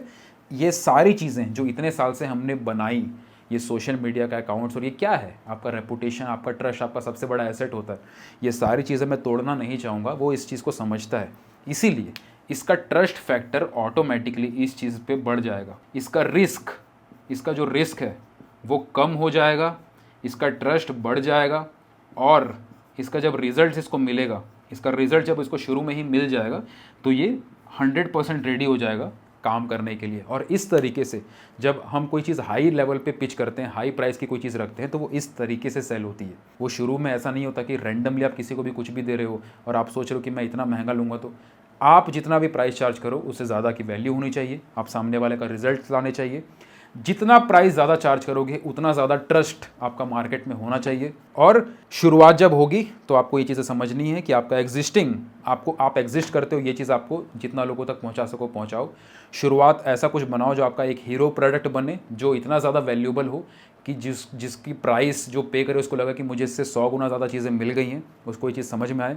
इससे आपकी शुरुआत होगी, धीरे धीरे आप उसमें वैल्यू ऐड करते जाओगे। जब आप एक हीरो प्रोडक्ट बनाओगे, उससे आप सामने वाले को वैल्यू दोगे, तो उसके बेस पे आपको समझ में आएगा कि मैं आगे और क्या चीज़ें दे सकता हूँ या दे सकती हूँ। उसके लिए इसलिए मैंने बोला एक टाइम फ्रेम अपना अलग रखना, ताकि आप आगे की चीज़ों को सीख सको, ताकि आप अपने आप को इम्प्रूव करा सको। वो सारी चीज़ें जब इस तरीके से कनेक्ट होती है तब ये सारी चीज़ें आपको आगे लेके जाती हैं। शुरुआत जब आप करोगे तो आपको 2 तरीके मैंने बताए, ऑर्गेनिक लीड्स, ऑर्गेनिक जो आप सोशल मीडिया कंटेंट वगैरह बनाते हैं, ऑर्गेनिकली फ्री में जो आपको लोग जानते हैं। दूसरा इनऑर्गेनिकली जब आप एड्स चलाते हैं, इंस्टाग्राम एड्स, फेसबुक एड्स वगैरह चलाते हैं, तो आप इनऑर्गेनिक ट्रैफिक आती है। तो वो सारी चीज़ों को आप एडवर्टाइज़ करते हैं, लोग आपको जानते हैं, आप उनको रिजल्ट्स ला के देते हैं, लोगों का ट्रस्ट बनता है, आपकी अथॉरिटी बनती है, आप उनको आगे लेके जाते हो, अपना हायर प्रोडक्ट की चीज़ शेयर करते हो, वहाँ पे भी आप रिजल्ट्स देते हो और ट्रस्ट बनता है। ऐसे करते करते आप आगे लेके जाते हो। जब आपका हायर लेवल का प्रोडक्ट आता है तो वहाँ पे आपको क्राइटेरिया रखना होता है, आप वहाँ पे सबको नहीं ले सकते क्योंकि सारी ऑडियंस आपकी नहीं है। एक गोल्डन रूल मैं आपको शेयर करता हूँ। एक चीज़ कही जाती है कि अगर आप कोई चीज़ सबको दे रहे हो तो आप वो चीज़ किसी को नहीं दे रहे हो। इसका सिंपल मीनिंग ये है कि हर सामान हर किसी के लिए नहीं होता है। अगर आप ये सोचते हो कि मैंने कोई क्लासेस बना दी और मैं हर किसी को दे दूंगा, तो ऐसा नहीं होगा। आपको पहले समझना होगा कि वो चीज़ आपने किसके लिए बनाई है, किस टाइप की ऑडियंस के लिए बनाई है। मैं जो बच्चों को सिखाता हूँ वो मैं बड़ों को नहीं सिखा सकता। हॉबी आर्टिस्ट को जो सिखाता हूँ वो किसी प्रोफेशनल को नहीं सिखा सकता। हर कैटेगरी की ऑडियंस अलग है। तो आप जितना स्पेसिफिक होंगे कि किसके लिए मैं क्या रिजल्ट्स ला रहा हूँ, उतना ज़्यादा आपका रिजल्ट्स लाना आसान हो पाएगा, उतना ज़्यादा आपका वो पर्सन अच्छे से टारगेट हो पाएगा। अगर मैं ये टारगेट कर रहा हूँ कि मैं अगर ये चीज़ जिसको दे रहा हूँ उसकी जो ऑडियंस होगी वो ऐसी होगी जिनका 20,000 या जिनका 1 लाख की अर्निंग हो रही हो, या जिसका इतना एक्सपीरियंस हो, या ये हो, क्राइटेरिया मेरा क्लियर है, तब मैं उसको ये सामान दे रहा हूँ, तो जो इंसान मेरे पास आएगा मैं उसको रिजल्ट्स दे पाऊँगा। अगर मैं ये रैंडमली बोलूँ कि हाँ कोई भी आओ कोई भी लो, सबको मैं दूंगा, मैं सोच रहा हूँ कि जितने ज़्यादा लोग आ जाए उतनी मेरी अर्निंग हो जाए, अच्छी बात है। इसमें प्रॉब्लम ये होगी, एक तो सबको ये लगेगा यार इसमें कोई मतलब कॉन्फिडेंस ही नहीं आएगा कि ये सबको सेल कर रहा है। जो मेरे पास अगर मान लो कोई ऐसा व्यक्ति आ भी गया, ओके, मान लो एक इंसान है जो करोड़पति आदमी है, ओके, करोड़पति आदमी है, उसको 5 लाख से कोई फर्क नहीं पड़ता, उसके 5 लाख 5 रुपए के बराबर है। ऐसा कोई करोड़पति आदमी आ गया और इस 5 लाख के सामान को ले लिया, लेकिन उसकी आर्ट स्किल्स नहीं है, उसका एक्सपीरियंस नहीं है, उसकी नॉलेज नहीं है, उसका कोई क्राइटेरिया सेट नहीं है जो हम चाहते थे कि होना चाहिए, बस उसने ले लिया। ले तो लिया लेकिन हम उसको रिजल्ट्स नहीं दे पाएंगे, क्योंकि हमें रिजल्ट्स देने के लिए उसका कुछ बेसिक रिक्वायरमेंट चाहिए थी कि आपका इतना एक्सपीरियंस होना चाहिए, आपका ये चीज़ होना चाहिए, ये चीज़ होनी चाहिए। वो रिजल्ट्स, वो फिल्टर रहता है, तो रिजल्ट्स देना हम दे पाते हैं उसको।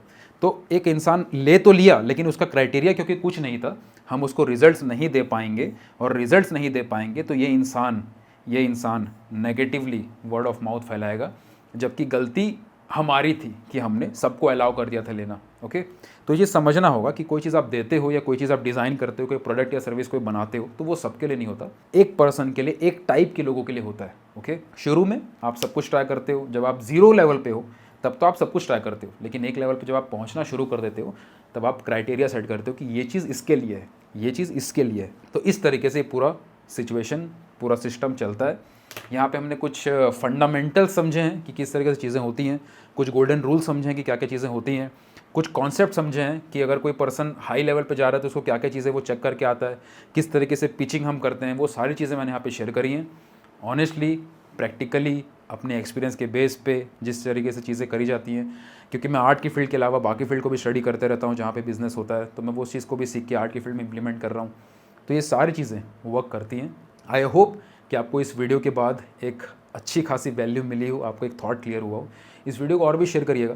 अगर कोई आर्ट का टीचर है, आप किसी आर्ट के टीचर को जानते हैं जो आर्ट की टीचिंग शुरू कर चुका है या करना चाहता है या ऑलरेडी एक लेवल पे पहुंच चुका है, जितने भी आर्ट के टीचर्स को आप जानते हैं, या अगर आप खुद आर्ट के टीचर हैं तो कमेंट में बताइएगा कि कैसा लगा वीडियो, या किसी भी आपके आसपास सोसाइटी में कोई मामा का बेटा, चाचा का बेटा जो आर्ट के लवर है और वो आर्ट सिखाता है, उनको शेयर करिएगा, क्योंकि ये चीज़ें बहुत ज़रूरी है। इंडिया में आर्ट की टीचिंग जर्नी को, एक आर्टिस्ट को जो आर्ट टीचिंग दे रहा है उसको बड़े लेवल पे ले जाने के लिए, एक आर्टप्रेन्योर बनाने के लिए, ताकि ओवरऑल हमारा जो आर्ट का फील्ड है उसकी अवेयरनेस बढ़ सके, लोग इसमें आके अर्निंग भी कर सकें, और भी लोग इंस्पायर हों आर्टिस्ट बनने के लिए।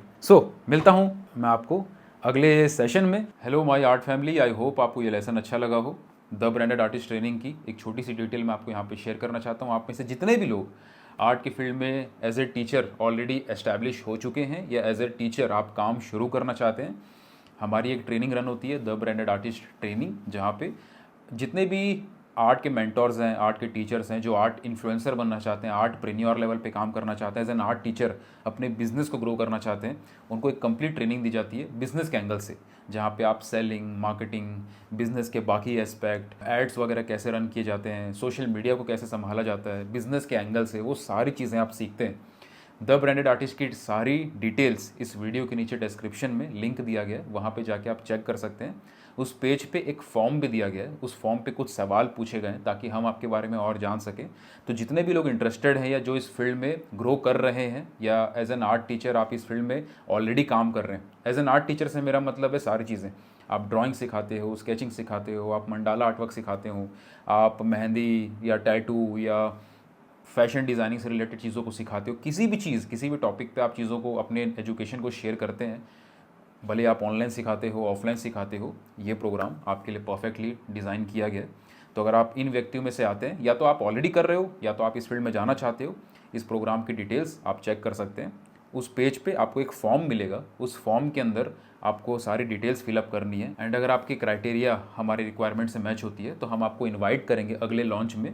उस लॉन्च में सारी डिटेल्स फिर मेंशन करी जाएगी कि कैसे ज्वाइनिंग होगी, क्या फीस स्ट्रक्चर है, क्या क्या टॉपिक्स हैं, सारी चीज़ें आपको लाइव शेयर करी जाएगी। कोई भी सवाल हो आप लाइव पूछ भी पाएंगे। तो इस वीडियो के नीचे डिस्क्रिप्शन में लिंक दिया गया है टीवीए ट्रेनिंग का, वहाँ पे सारी डिटेल्स मेंशन करी गई है। और आपको लगता है कि आप इसके लिए परफेक्टली फिट हैं इस प्रोग्राम के लिए, तो उस फॉर्म को फिलअप कर दीजिएगा सो दैट जब इसका लॉन्च किया जाए तो आपको इन्विटेशन हमारी टीम की तरफ से आ जाए। Thank you so much again for watching this video. Love art, live art.